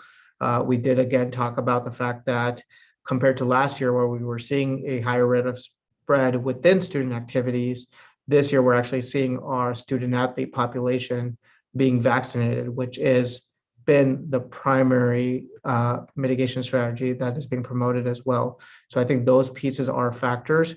There is, the conversation focused on a difference in the level of risk in a different situation when you're talking about a Phi Ed class that might have multiple amount of students, and especially one population that hasn't had the ability to be vaccinated readily versus a self-selected activity that is not a class full of 20 plus students and where a population has not had the ability to be readily vaccinated for a significant amount of time. Brian, go ahead. Yeah, thanks, Jim, for your comments. I was thinking the same thing at that point in time when these K5 through 11 vaccines came out. I think could be some opportunities there for kids to get those vaccines, and maybe the people that are looking at this at Fargo Cass Public Health will see things differently, and things may change. In terms of Jennifer, you asked my questions with superintendent and principal and board member. In Russell, South Dakota, and Fairmont, North Dakota, I'm the superintendent. I don't get to decide if they're going to wear masks or not. The school board members make those calls. And so my bosses, both boards, unanimously said that they're not going to do masks and things like that. So that might shed some light into why I feel the way I feel and why I've done what I've done. So your recommendation to your board was to mandate, and they went against your recommendation? No, I did not recommend anything. The county health board recommended, and they didn't follow that. And you didn't advocate for it either? No, I didn't do anything. No, I just let the school boards decide. Interesting. I'm happy that we are at the point where, with the motion that we approved originally, providing the flexibility for the changes that Cass Public Health has recommended, so that we are able to, not as quickly as some members of our public, probably all of us, would like to have happen, but that there are some changes slowly that are taking place.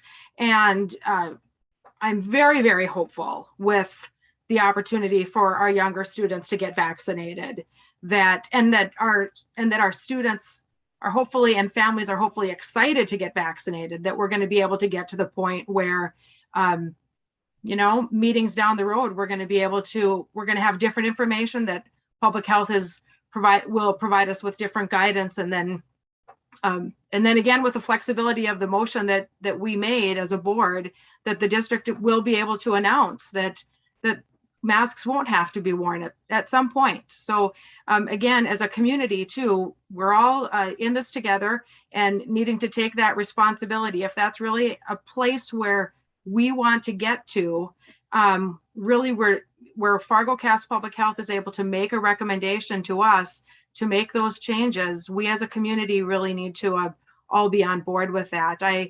I'd love to be able to support the motion. I like the idea. I can't support it this evening. Any other comments? Jennifer?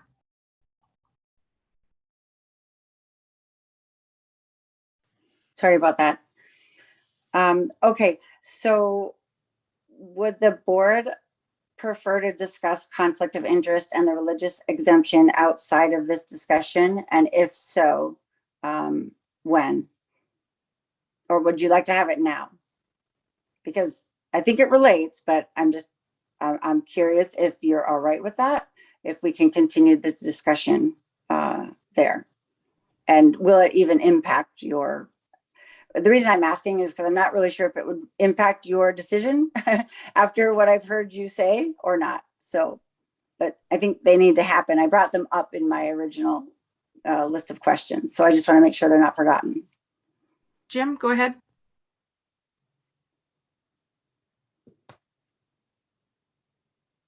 Jim, go ahead and unmute. I actually don't think conflict of interest is germane to the motion on the floor, which is in front of us. And I'd encourage you, Rebecca, to maybe call the roll.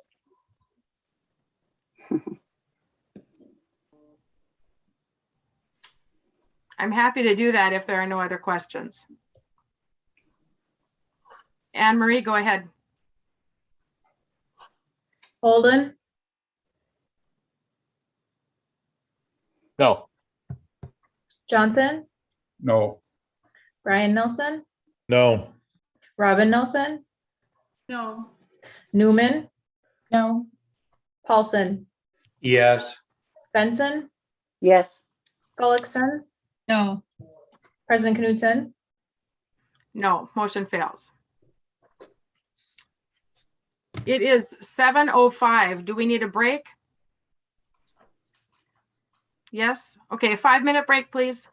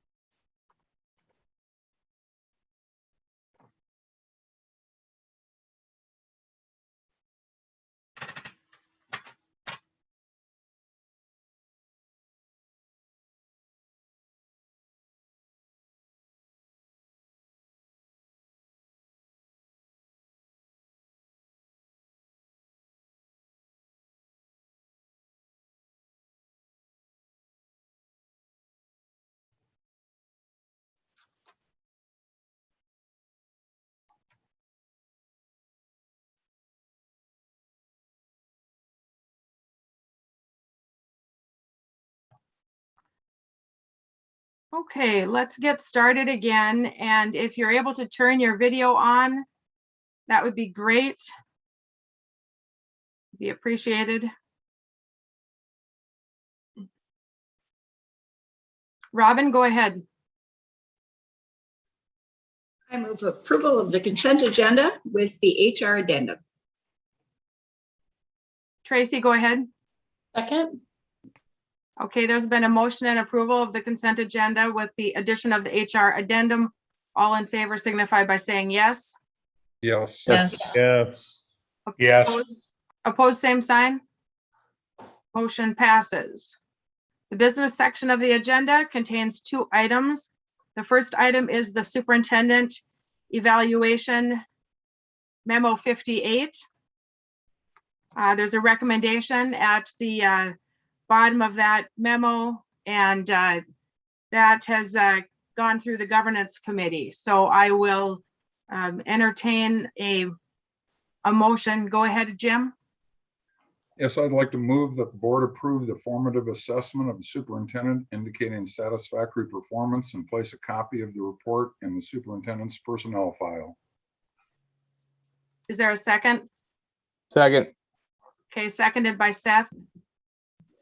Jim, back to you. Any discussion from your end? No, I just want to thank Dr. Gandhi for the great job that he's doing. Thanks, Jim. Any discussion from other members? David, go ahead. Thank you, President Knudsen. I'm just wondering why it was upon the advice of the legal counsel to change the normal procedure. Up until now, this evaluation has contained separate evaluations from each of the board members with suggestions that could possibly improve his very, very acceptable performance at this time. Legal counsel said, upon the advice of legal counsel, it was changed to an evaluation that was certainly written by the governance committee because it contained none of my suggestions, nor did I see anything that was specifically from any particular school board member. Why did we change the format? And in the future, will the governance committee be evaluating the superintendent rather than individual board members?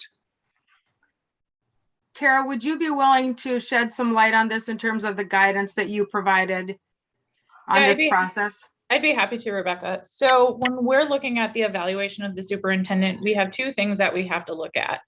First, we have to look at state law and we have to look at board policies as far as they relate to that evaluation process.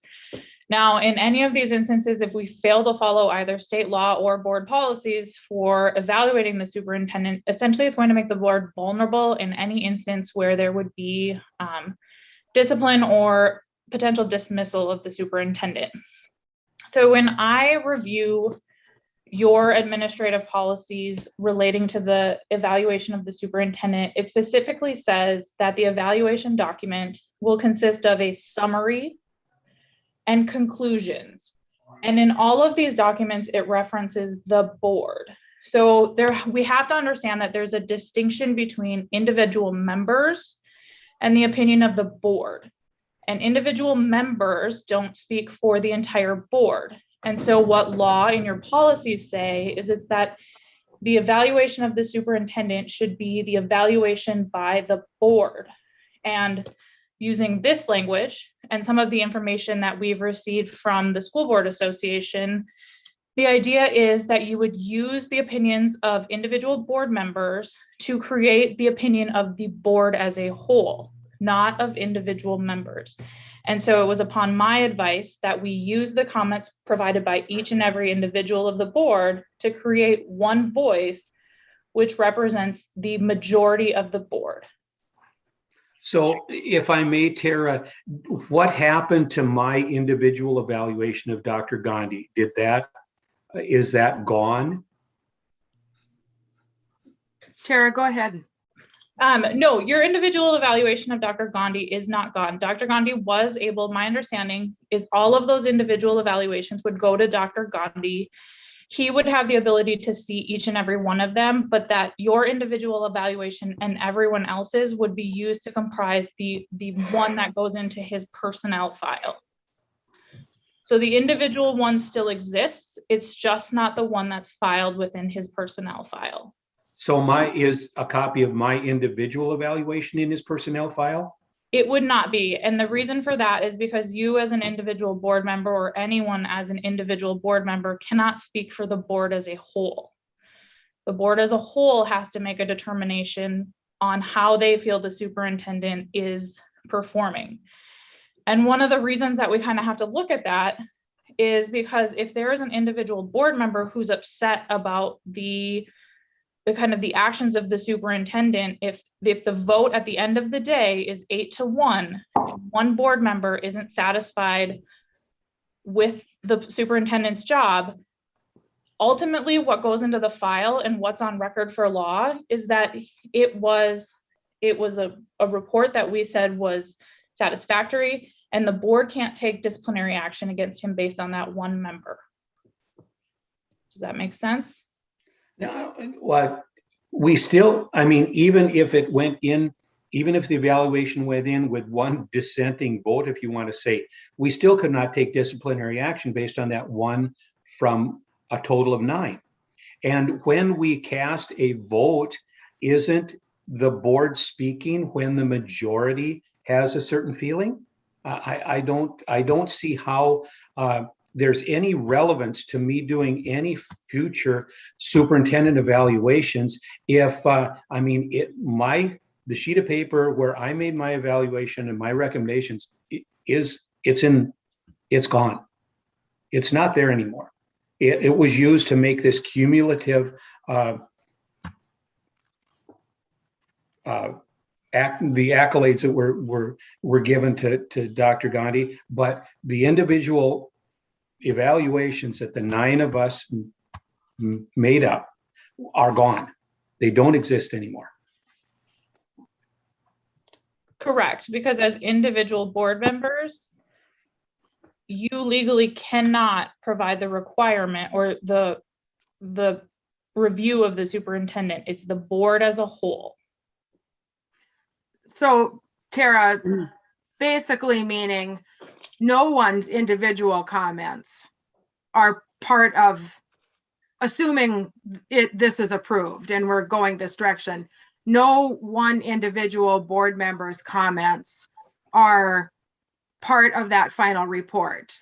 What is in the final report is a culmination of comments that will be decided by the board as a whole for what goes into the file versus individual comments. President Knudsen, you're absolutely correct. And though that culmination is based on the individual comments, that's how you get the final report.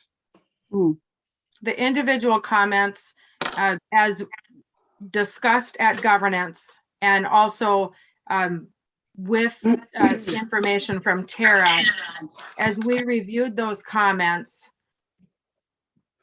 for preparation of this memo, the direction was to review those and take from the majority opinion of the board to then create this memo that's in front of us for consideration tonight. Jennifer, go ahead. Thank you. Okay, so then the question becomes, we had this conversation when we voted a number of years ago for board president and vice president. We used to tally, but we didn't include individual board members' names accountable to each of their votes, but we do now, and we were told that it was because it was in violation of the law. So I think this is contradicting that. I also think that this is nothing more than a different interpretation, like all of a sudden a new interpretation of whether it's the law, because the law doesn't state this is how you have to do it. This is really a matter of policy And in that governance meeting, I heard Tara first say her recommendation wasn't going to be for this particular review cycle because we were in the middle of it, and our practice has never been to exclude board members' comments. Now, to me, a summary means exactly like as David was explaining, and as every vote that's published in our minutes, if it's a 7-2 vote, it's still it's still in the minutes, it's still reflected. Our comments should still be reflected in his file. You can't just delete them. That actually doesn't seem legal. I mean, that is not an accurate representation. Then, I mean, it is, like David said, it's the full boards, sure. But I am not seeing the justification for excluding an individual's rating at the end of the day. And I think that is also, like I said, direct conflict with our current practices and the law for same reason. We're each accountable to our votes and our comments. As I look through the policy too, and looked at how the reports have been done in the past and the wording in the policy, I didn't see that those were summaries and that those were conclusions. I see that what is in front of us today is much more in line with our policy. It is a change in what we have done as practice, and that's why we're obviously discussing that here this evening. This also gets us a little bit closer to the recommendations shared during the North Dakota School Boards Association Lunch and Learn. We still have some work to do to move forward on that, but this that's in front of us today does reflect much of what was discussed during that Lunch and Learn. Tara, I know you had your hand up, and then Robin. Do you still have a comment, Tara? Yeah, I would just say if you look back at state law, it specifically says the board finds the superintendent's performance to be unsatisfactory or satisfactory, and the board makes recommendations and places them in the superintendent's file. When law says the board, it means what the majority of the board makes the determination to be. It doesn't mean individual members. Only the board can only ever act if the majority of its membership vote in favor of something. Thank you, Tara. Robin, go ahead. You know, for all my years on the board, the way the report is presented tonight was how we always did it until a couple of years ago. And I can't remember why we changed, but I would say that the majority of my years on the board were exactly, the report was presented exactly as it was presented tonight. David, go ahead. I'm just completing my 8th year on the board, and during that time, we've always done superintendent evaluations where it was, as we saw it this year, where on the bottom you marked satisfactory or unsatisfactory. And in addressing Tara's concern, you simply counted up the numbers of satisfactories and you determine your majority from then. That's how the board comes to a decision. I just want to go on record as saying I will not be supporting accepting this evaluation, and it is not a reflection on Dr. Gandhi's performance. I think his performance is highly acceptable, but I do not like the fact that we've completely changed our policy without any notification whatsoever, and it was simply done by the 4 members of the governance committee who happened to be present at that meeting. And I don't see this a change in policy. I see this as following our policy, and we have not had general counsel to guide us in the past. We have general counsel to guide us now to help make sure that we are doing the work that we need to do according to Century Code, and then also taking that into consideration with our policy, which is why I am comfortable with this direction. Tracy, go ahead. Thank you, President Knudsen. I will be voting in favor of this tonight, and I just really want to thank Kara for her expertise and for providing us this guidance. I think, you know, we're very lucky to have legal counsel in our school district, and I, for one, will be staying in my lane as a school board member and trusting your expertise. So thank you. Jennifer, go ahead. Thank you. So I won't be supporting it for a variety of reasons. And I don't think that, as you mentioned, Rebecca, you said you're comfortable with it because it complies with state law. Nothing in state law says exclude comments. So if you want to provide this summary, the reality is it's a change from our practice. And even if you were to leave it the way it was, we're not breaking.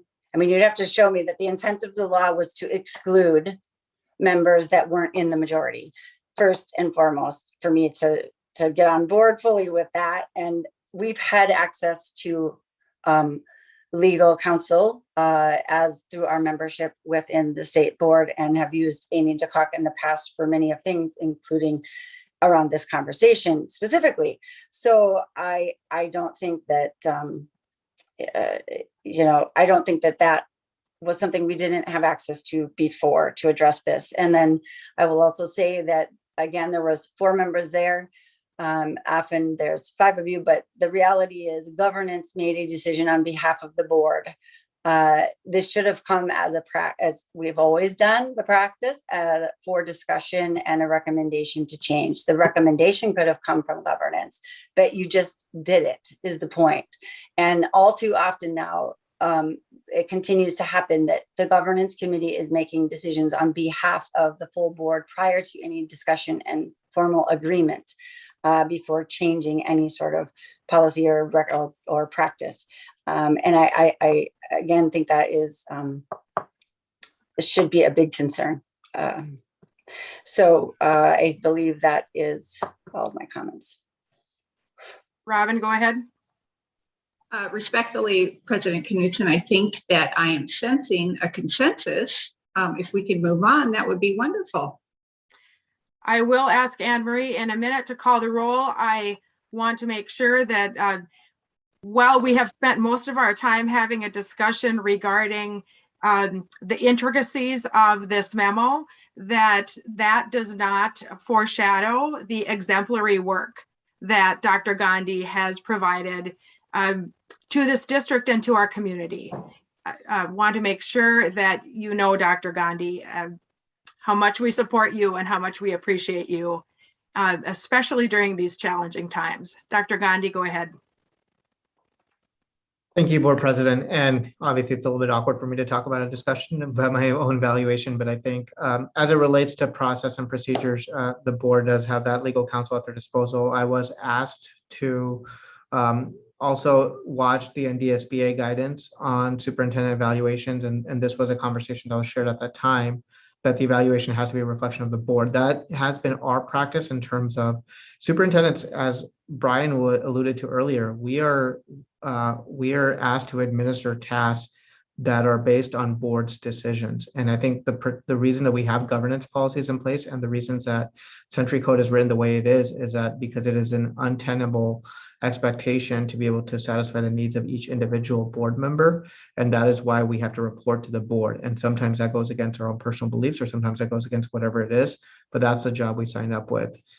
That being said, about process, I do just want to briefly talk about my evaluation. I think this is I started my 4th year in Fargo Public Schools. I feel very, very grateful for that. I'm grateful for the common sentiments. If that reflects the board or not, that will be based on your vote today. But if that does, I can't go on without saying that a lot of the recognition that I've received for my leadership really is a product of the people that are on this screen in front of you. We have a governance policy in our district that allows the superintendent to work without violating the executive limitation policies, and our evaluation is monitored based off of that. That is not done in isolation. That is done with all the cabinet members as well. So I just think it's imperative that you recognize that the work that you are seeing, I'm grateful for those comments, but that truly is a reflection of 6 and not just 1. So thank you. Thank you, Dr. Gandhi. Robin, go ahead.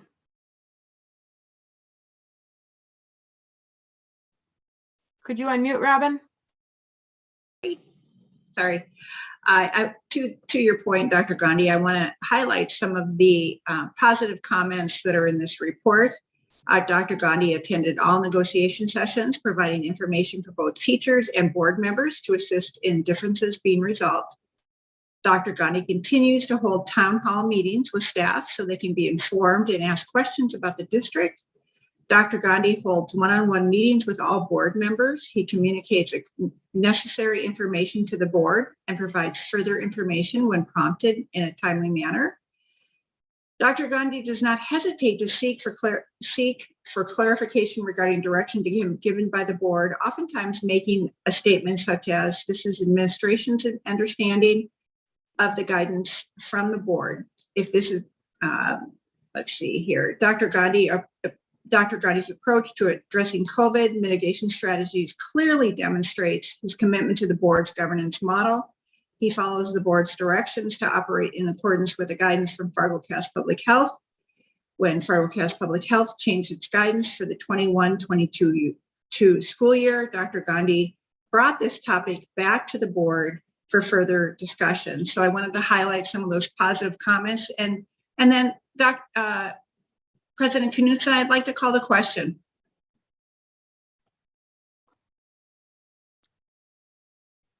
All right, Robin, the question's been called. Anne Marie, go ahead. Is Robin moving previous question? Yes. Well, we need a second for that then. Seth? Second. There's been a second. Anne Marie, go ahead. Johnson, Yes. Brian Nelson, Yes. Robin Nelson, Yes. Newman, Yes. Paulson, Yes. Benson, No. Gullickson, Yes. Holden, Yes. Knudsen, Yes, motion passes.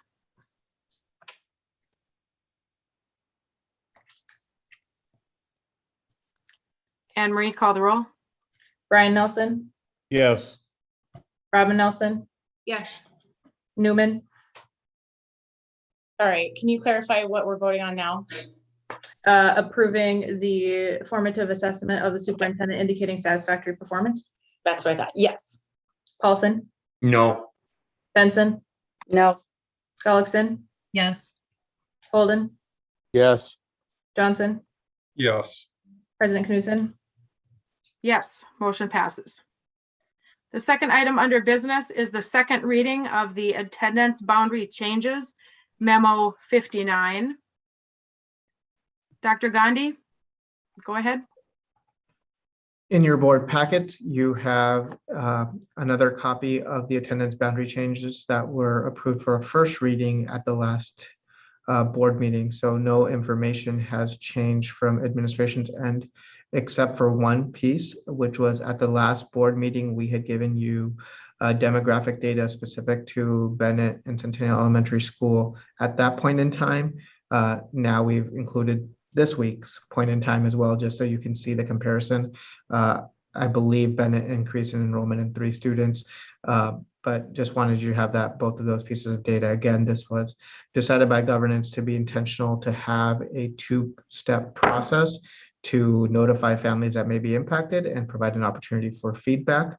That did happen as per our conversation after the first approval of the first reading.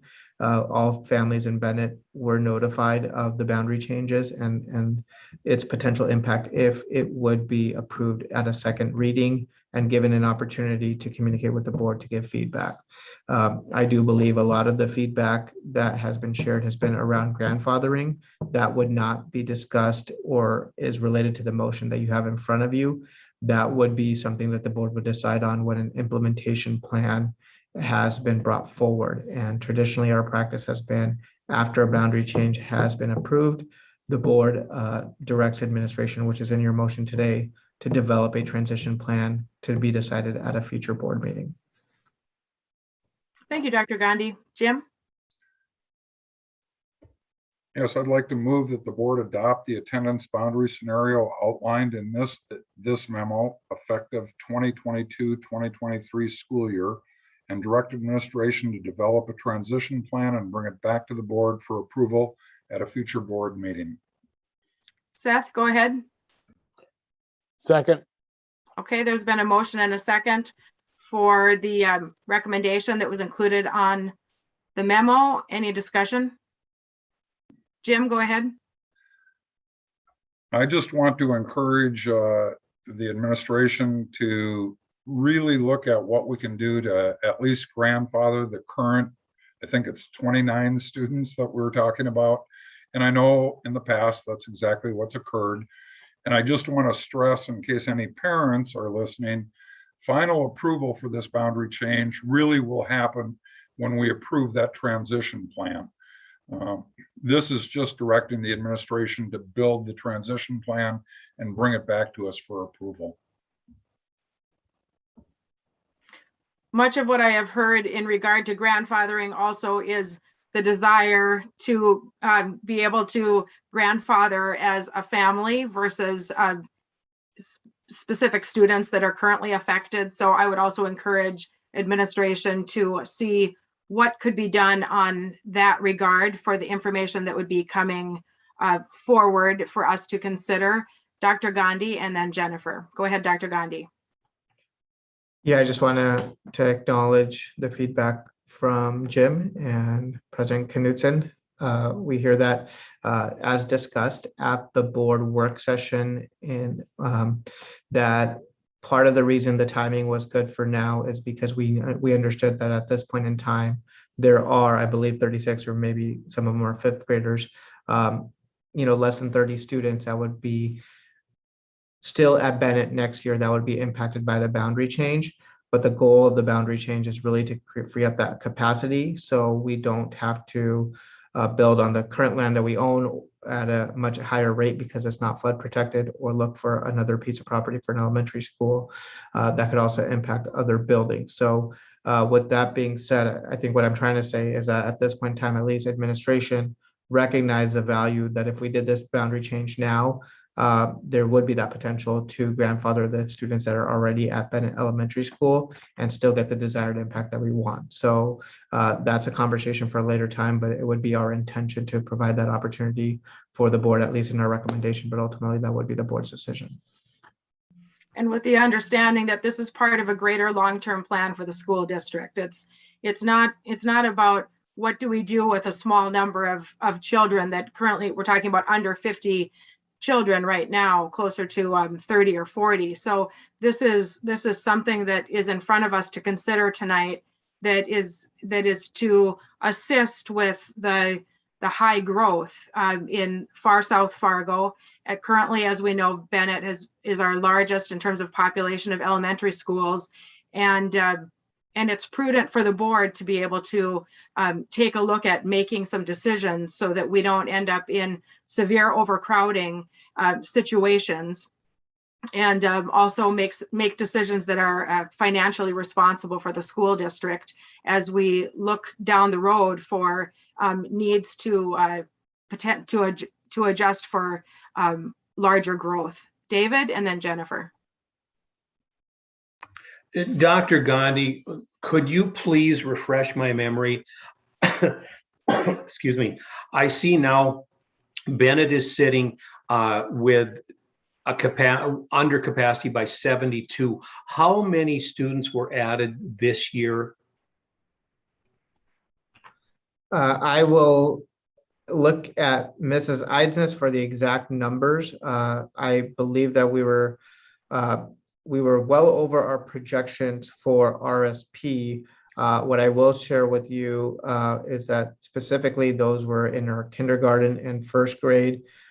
Those are now, I believe, at 6 sections, and we did bring in a portable that we now use to provide music classes. So again, when you talk about your target enrollment, it's also looking at how many sections are available for a grade level and how many usable spaces are allowable or left for classroom instruction. And I think that's going to be where we're limited.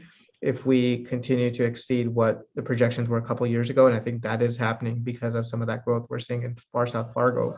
So we may be limited with no choice but to increase class size or look at some other things unless we are building an elementary school sooner rather than later. But I'll look to Missy for those exact numbers.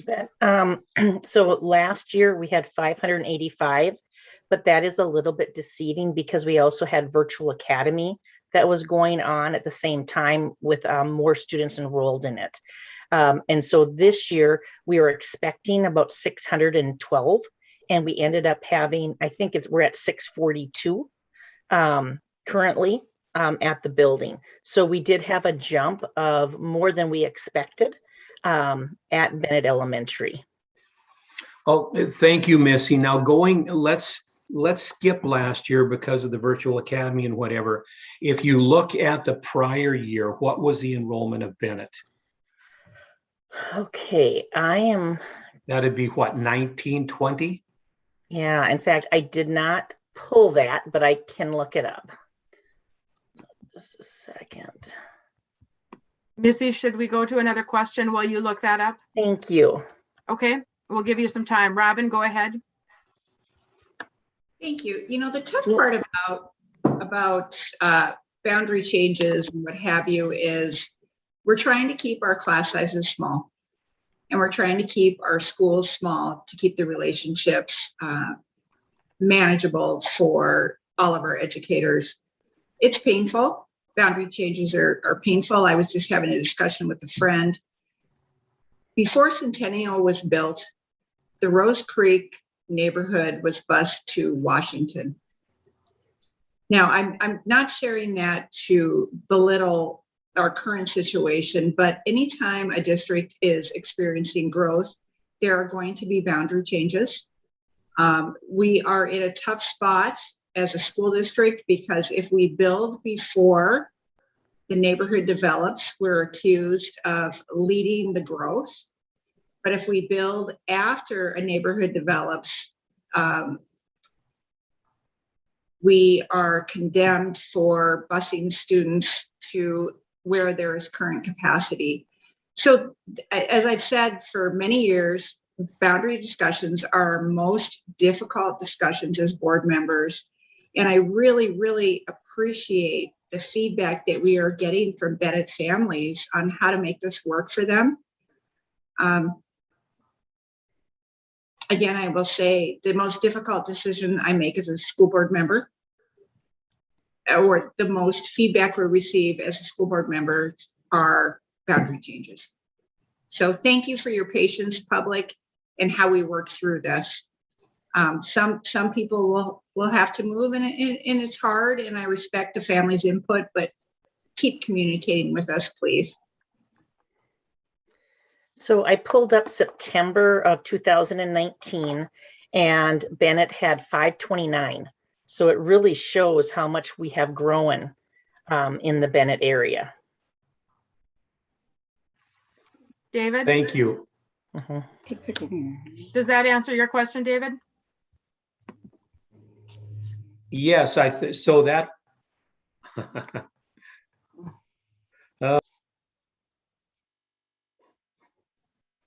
We can't hear Can you. you hear me now? Yes. Yes, thank you, Missy. So essentially from 2019 to 2021, our current position, we're up over 100 students in Bennett. Yep. Thank you. Can I? Jennifer, go ahead. Yep, Thank you. Go ahead, Jennifer. So I'm going to start with the follow-up question to that conversation so I don't forget it. So if we're up over 100 students in Bennett, and this really ties in with my comments I want to make around our long-range plans, I would be curious if those are all or the majority of those students from within, i.e., as we remember the last boundary change, we lost a significant number of students in terms of moving. And in order to stay within their the catchment area that, you know, from avoiding the change. Anyway, was that roughly around 100 students leaving say Kennedy Elementary to Bennett. And so my point in asking that question is this: if the vast majority is there, as the parent said was going to happen, and we didn't talk about it, it is just a valid discussion point to say that's exactly what happened and it should be part of our long range planning analysis, as far as trying to make an accurate projection for future planning. So having said that, specifically related to first and second reading, at our last meeting when we were asked to, we voted on the first reading, I didn't approve that because I didn't vote in favor because I wanted more discussion to happen amongst the board before we made a final vote, i.e. a second reading. And so my understanding was it was going to go to planning before it came with a second reading. But apparently that didn't happen. So at this point, perhaps I misunderstood that, but I just would have liked for parents, and I know, Jim, you said they can still give input, but there is like never been a case where we have done a first and second reading and then changed the whole plan. So I feel like we are saying that, but there's not really evidence supporting that we're really having an open dialogue about what is this. Is this truly the best option? Because we really haven't walked through a lot of other options for that matter, and also considered it at the same time, looking forward with our updated RSP information or building information, and where the growth areas all are. I feel like it should be part of a bigger conversation. Otherwise, we're just making these little moves here and there, and I think that stirs up the community and leaves them feeling like they're not being allowed to be part of the big global, the big picture, the long range plan. And I think a lot of them, even in the past boundary discussion, acknowledge that they realize where the growth is happening and that we're a growing community. But they want more time to plan, and they want to be part of the process is more important, I guess. And what I mean by that, when I say more time, they want to be part of the process to really sort of understand what we've all considered and what all goes into each one of these decisions. Because, as we all know, this isn't an easy topic to talk about for us or for the community. And so I appreciate us acknowledging that, but also want to just bring attention to maybe considerations for how we are currently doing the process. But so having said that, I can't support it in this forum, because I feel like we need to have a little meatier discussion. So I'm looking at all other options and what our future looks like here. So that's it. Thank you, Rebecca.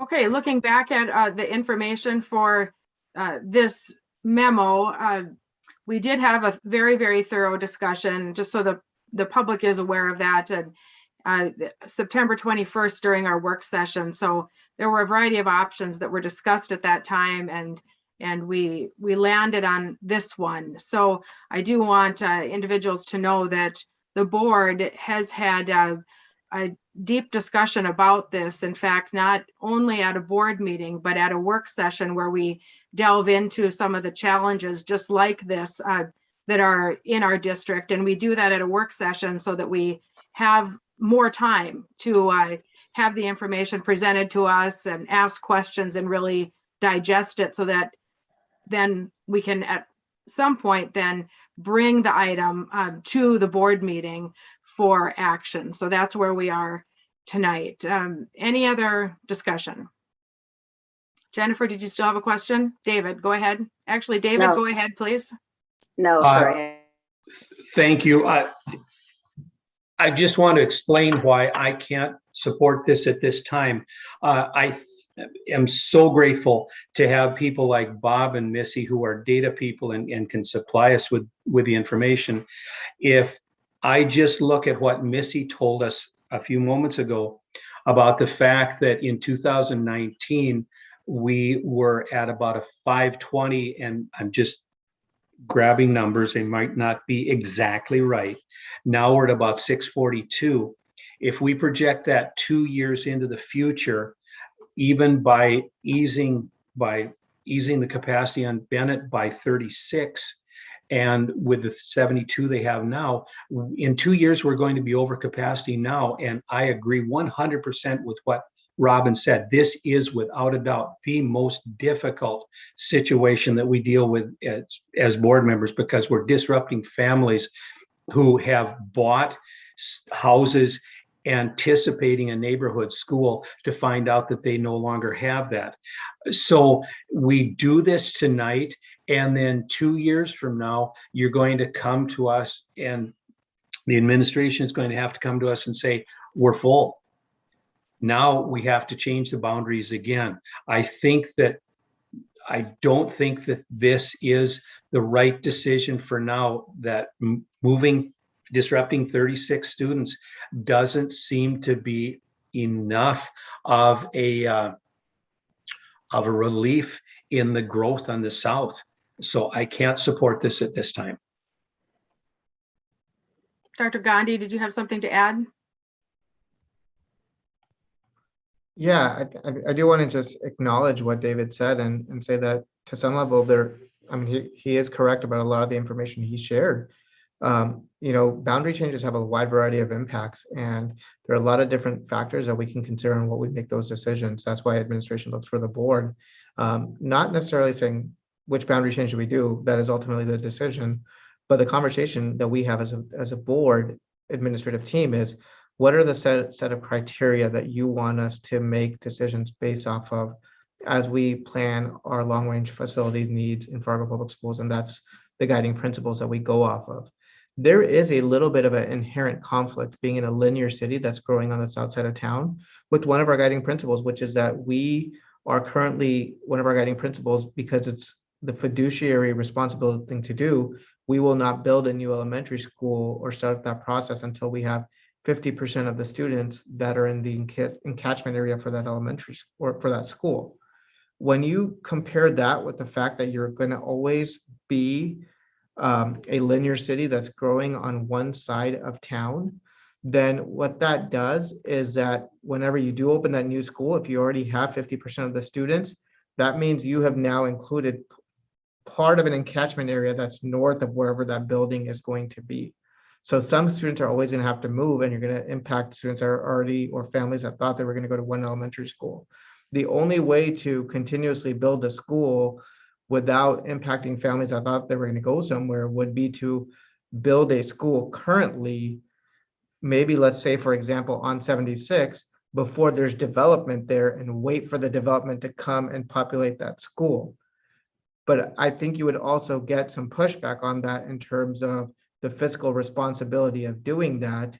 But that would be maybe the only way to do it without impacting current people. So yeah, if we continue to grow at Bennett faster than we can build an elementary school at the appropriate spot, we would then have to look at potential other boundary changes as well. And I don't want to shy away from that conversation, because if we do look at space that we may have at Kennedy right now, you wouldn't, based on your guiding principles, move students from the Bennett encatchment area where it's overcrowded to Kennedy. You would probably have to look at some Centennial students to go to Kennedy because it's closer, and then some Bennett students to go to Centennial, which would be even further south than where we are doing right now.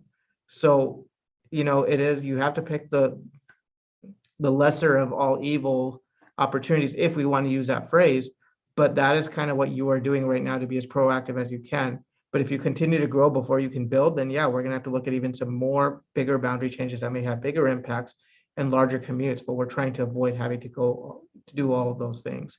And that's just the nature of being in a linear city with growth on one side. Brian? So when I ran for the board 4 years ago or 3 years ago or whatever it was, I didn't want to build buildings unless we had everything full, buildings used already.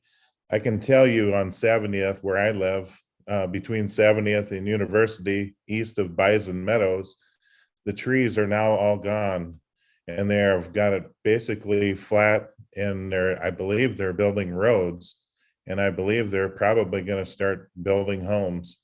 And so this is it's not going away. I agree with everybody, what they're saying. I just want you to know that this is going on right now, in case you haven't seen or gotten down this direction.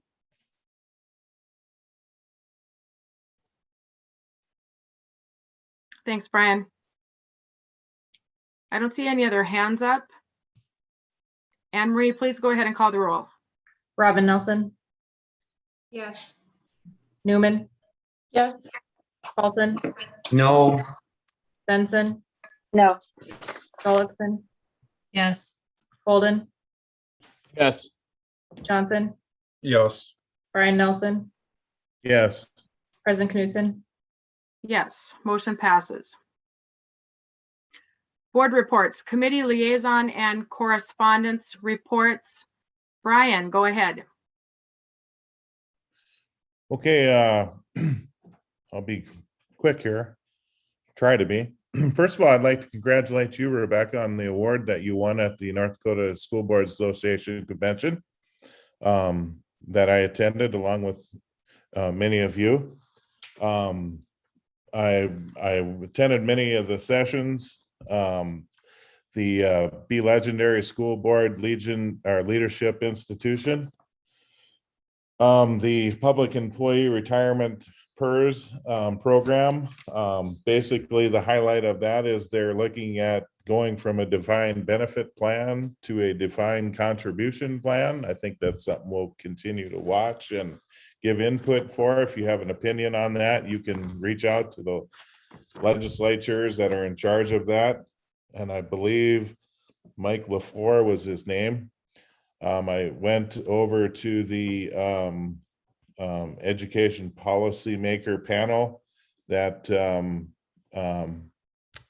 Robin Nelson guided. I'm losing the word. She moderated. There you go. She moderated the meeting, did a great job.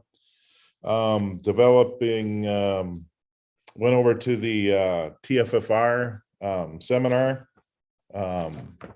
and heard what they had to say. And then as far as my school, I was able to get to Madison Elementary and visit with first year principal Lori Conley. What a great school that is. Never been in there before, and they have flags of every country almost, it seems like, when you walk around that building. And just really, the feeling I got was they really accommodated students that they had going to that school. That's what I felt. I mean, we had like blue stuff over the lights to make a soft light thing. It was like blue paper or something. And that could be wrong, so don't quote me on that, because I don't want to get in trouble with the fire marshal or something like that. But it was a nice blue calming room and things like that. So it was a real fun visit, and I just appreciate everything that they do. And finally, I'm just gonna say, North Dakota School Board Association, I've been going to that for 26 years, and that organization has done so much for me. It has made me the superintendent that I am today and have been over the years, because the ultimate goal is to educate children and do it in a legal way. And that group has done nothing but give us that guidance over the years. So I'm very thankful that we got to go to this. Sorry, I'm a little long there. Thank you, Brian. David, go ahead. Thank you, Rebecca. I should be completing my school liaison visits next week if we don't have a major blizzard, and who knows what happens in North Dakota. And I'm really looking forward to next Tuesday evening when we get to officially open the Explorers Academy. So next week should be a good week. Thank you. Thank you, David. Robin, go ahead.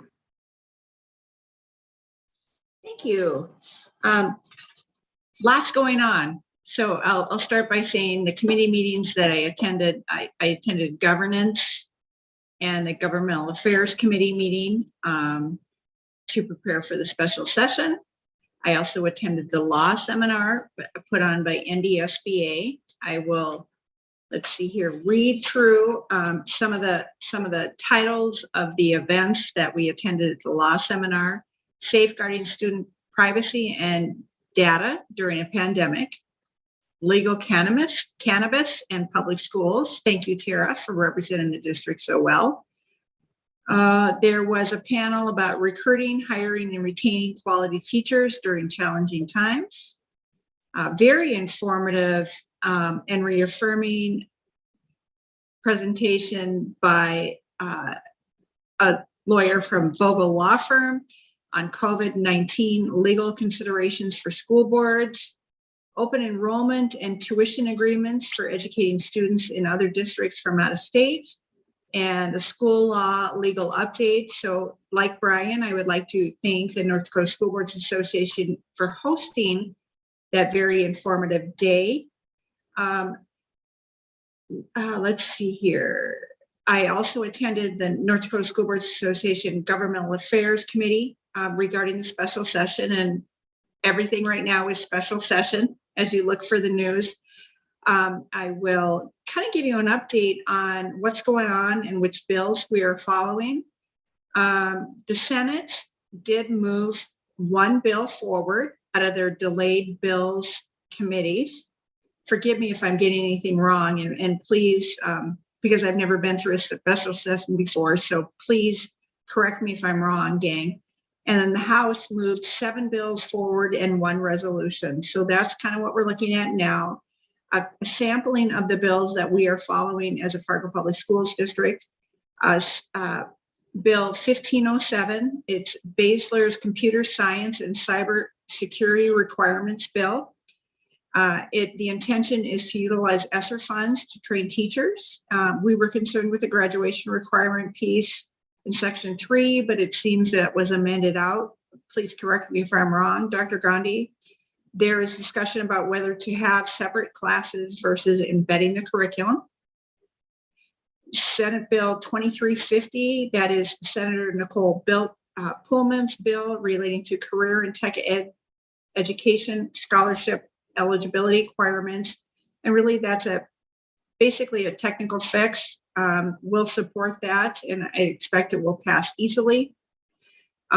This passed out of committee or the floor today, Bill 2346. It's Shively's $88 per pupil mill levy deduct to pay for upgraded reporting systems, which we call STARS is the acronym. This was a negotiated item during the last session to arrive at a 1-in-1 increase to the formula. It passed handily today out of the Technical Corrections Committee this morning, and was also heard in the Senate floor today. An amendment was offered to pay for the upgrade with state funds, but that failed, and then the bill passed overwhelmingly. Now we'll move to the House. $88 per pupil equates to around $1 million for the Fargo School District. Hopefully we can recoup those funds through the ESSER funds coming through federal. Another bill that we're watching is Jim Casper's CRT bill, critical race theory bill, to prevent CRT from being taught in schools in the future. If I were to summarize this is the cleanest of the CRT bills. We're hoping for 2 minor amendments. We are not opposing that bill. We're just watching it closely. Joint Technical Committee meeting starts tomorrow morning at 10, or no, it meets tonight until 10 p.m. So they are working hard. We're working longer than we are, gang. And then both chambers will meet again tomorrow, beginning at 10 a.m. I think that's it. I've been watching a lot of legislative video. Thanks, Robin. Jim, go ahead. Just a couple of items. First, for those of you on planning, our current meeting is scheduled for the 23rd. Depending upon the availability of space at the DO, we may have that in person or it may be virtual. And I'm not sure who is going to be working with Jackie and I, but I do want to take this opportunity to do a shout out to Jolynn Holcomb, which threw me for a loop because I always knew her as Jolynn Mathern, but things are changing in her life. She not only decided to get married, she decided to start a new career. She is going to be a farmer, and she is resigning her position with our district office. I want to thank her for her years of service, supporting the planning committee, supporting the government affairs committee, and supporting the negotiations committee. We will miss her dearly. So Jackie, if I don't get a chance, I think Friday's her last day. Am I correct there? If I don't get down there to give her a hug on Friday, will you please give her one from me? And last thing in my report is just an update on the SEEC. We had our board meeting since our last regular Fargo School Board meeting. The major topic was a discussion on a future potential site for the SEEC.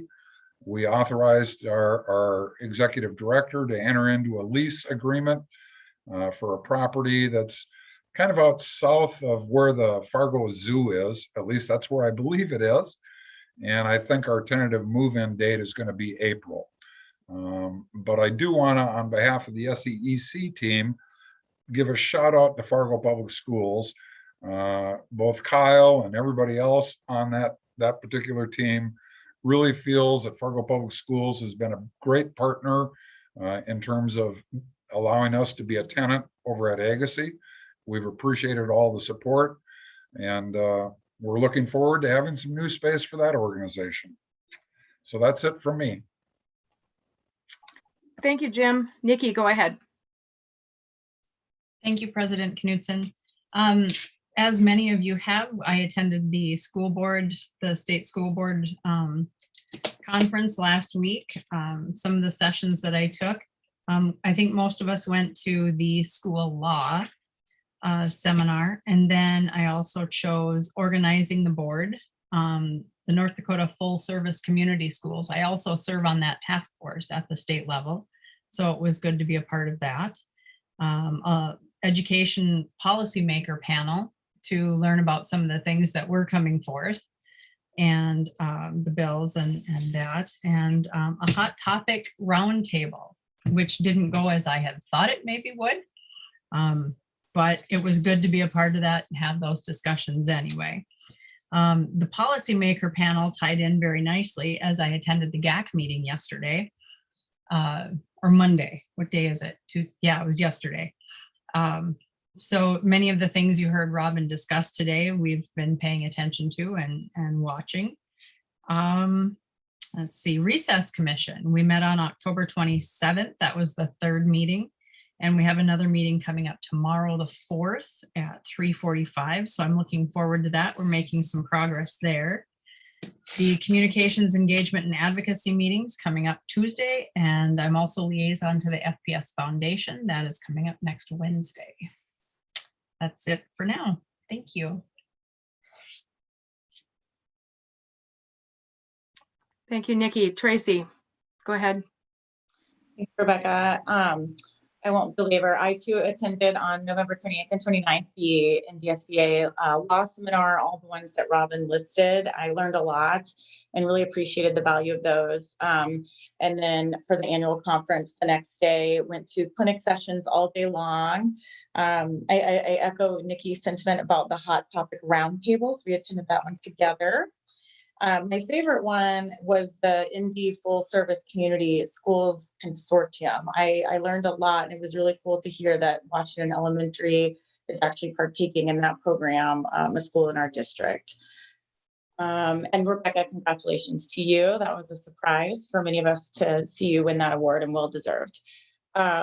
On October 29th, then I partook in a high school student interview regarding the duties and responsibilities of being a school board member.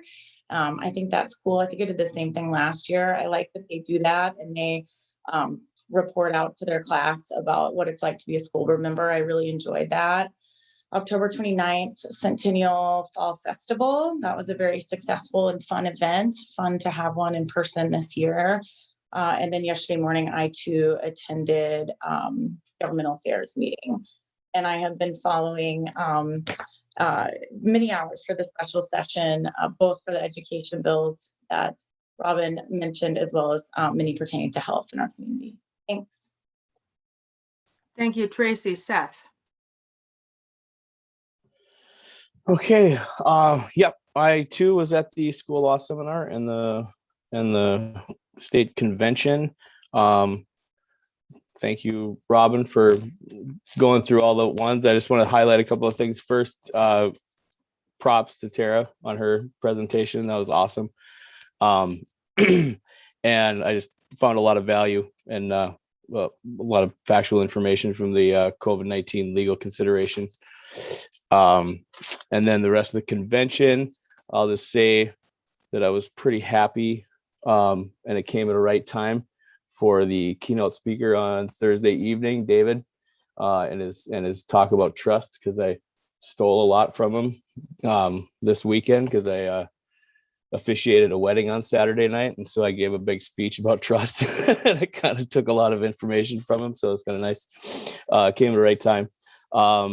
And then I went to sessions all day, and I would say the hot topic roundtable was actually quite interesting, given the fact that given some of the topics, and that when we had to switch tables and sit with somebody that wasn't in our district, I actually sat with Superintendent Beth Slett from West Fargo, and I mean, her name's escaping me right now. But so it was super interesting to sit there, and even though we're not in the same district, we're still in the same city. So it's kind of a lot of the discussions were quite relevant. And then on Wednesday of last week, I had a CTE revisioning retreat where we just kind of brainstormed some ideas for the future of CTE, and what's working, what's not, what can we do better, how can we make it more relevant, that kind of things in that nature. Friday I had ended up having lunch with Grant Kraft at CBE and had school lunch, and it was delicious, and I'm not being facetious, it actually was really delicious. And then yesterday I ended up having lunch with Kim Belgard to just kind of gear up for our salary commission meeting that's coming up on Monday the 15th. So, Patty Stedman, sorry, her name from West Fargo. Her name was escaping me for a second, and it just came to me. So, and I believe that is it. So, thanks. Thank you, Seth. Jennifer. Oops. Okay. Thank you. So let's see here.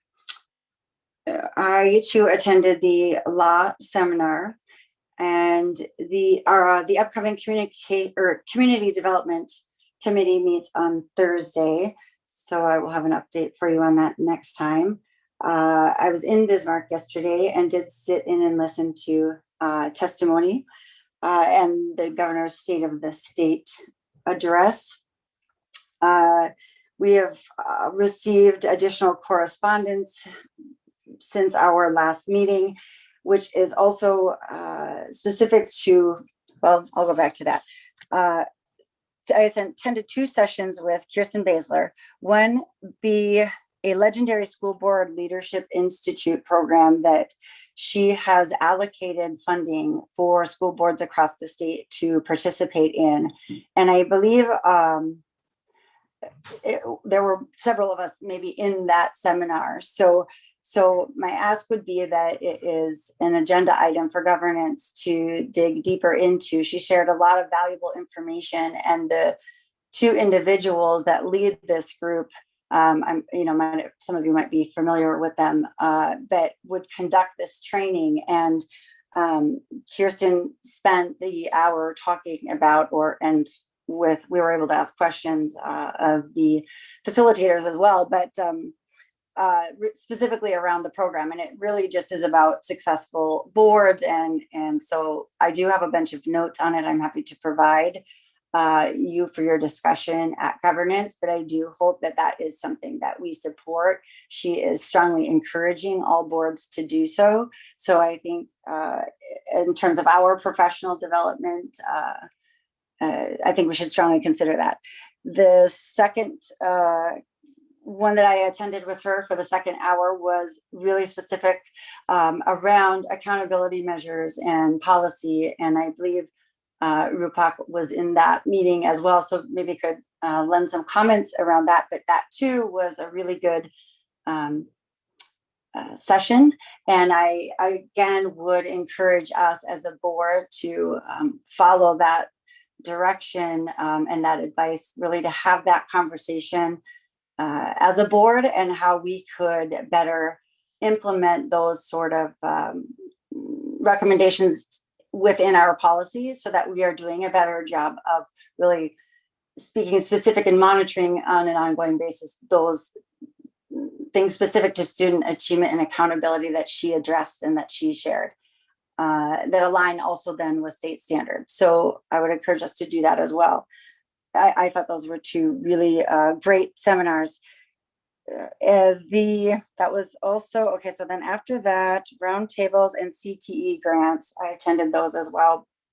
And it sounds like Seth, you're on that committee, so you probably, maybe you were in that same session, I'm not sure, but good information as well. But the specific to, I want to back up and go back to the law seminar because it ties in with some of the constituent correspondence we've received around questions in terms of the exemption related to state law and things that the district policy that is being implemented or has been implemented from the beginning of the school year. And that, to my understanding, is that administration decided not to review religious exemptions. And we all, I believe all of us, with the exception of one person, was in this seminar and received this information from Vogel Law Firm, specifically talking about the areas in the law that offer this protection or this guidance around these accommodations specifically related to religion. And so I'm concerned from, for both the district standpoint here, and I think that is something we need to take timely action on in order to correct that and follow the law. And so I would like us to entertain a motion to do that, to direct administration to accept masks exemption requests in accordance with state law.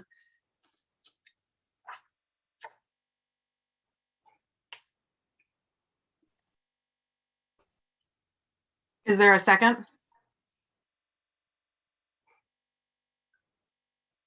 And I'm sorry if I didn't say religion. I'm not sure if I did, but I meant to read that. Sorry. I'll second it. Okay, back to you, Jennifer. Thank you. Again, just let me, make sure that I'm clear. I'm speaking specifically to religious exemptions and even if we're not accepting philosophical, which I'm not aware if the administration has made a policy on that too, really I'm saying let's be in compliance with state law, which allows for exemptions in 3 categories: medical, religious, and philosophical.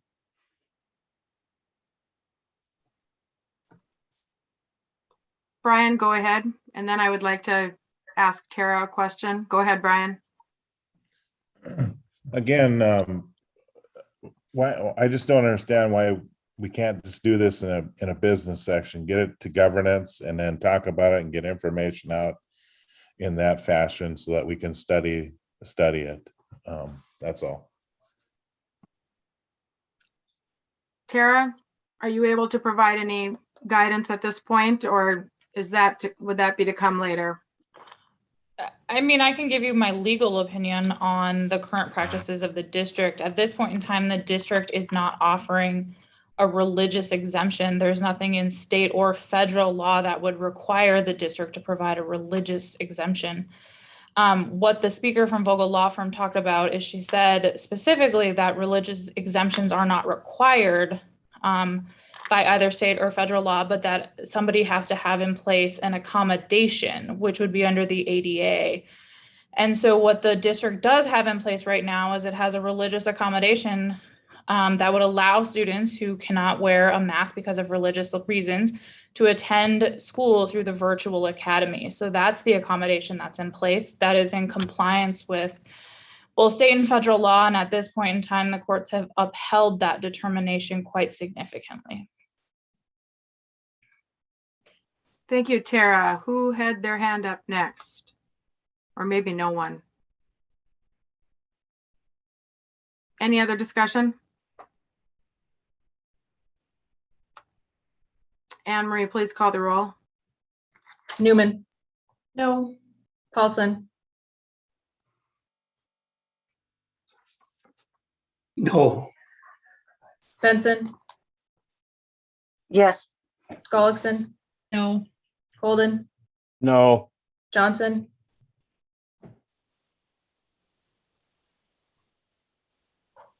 I believe Jim left the meeting. I'm Had to sorry. leave. Brian Nelson. No. Robin Nelson. No. Knudsen. No, motion fails. Jennifer, are you done with your report? I am. Thank you, Rebecca. Okay. All right, my report. Let's see here. The Native American Commission meeting for the month of November was canceled, so I'll look to December for that meeting. December 6th, I have lunch with Kim Belgard. Like I've mentioned previously, we're continuing our monthly luncheons. I'm sure we will discuss the progress as far as the recess commissions, and then also talking about the trainings that both the FEA and the board needs to be involved in the planning regarding negotiations moving forward, negotiations models, I guess. And I attended the North High play on the weekend, Into the Woods, fantastic.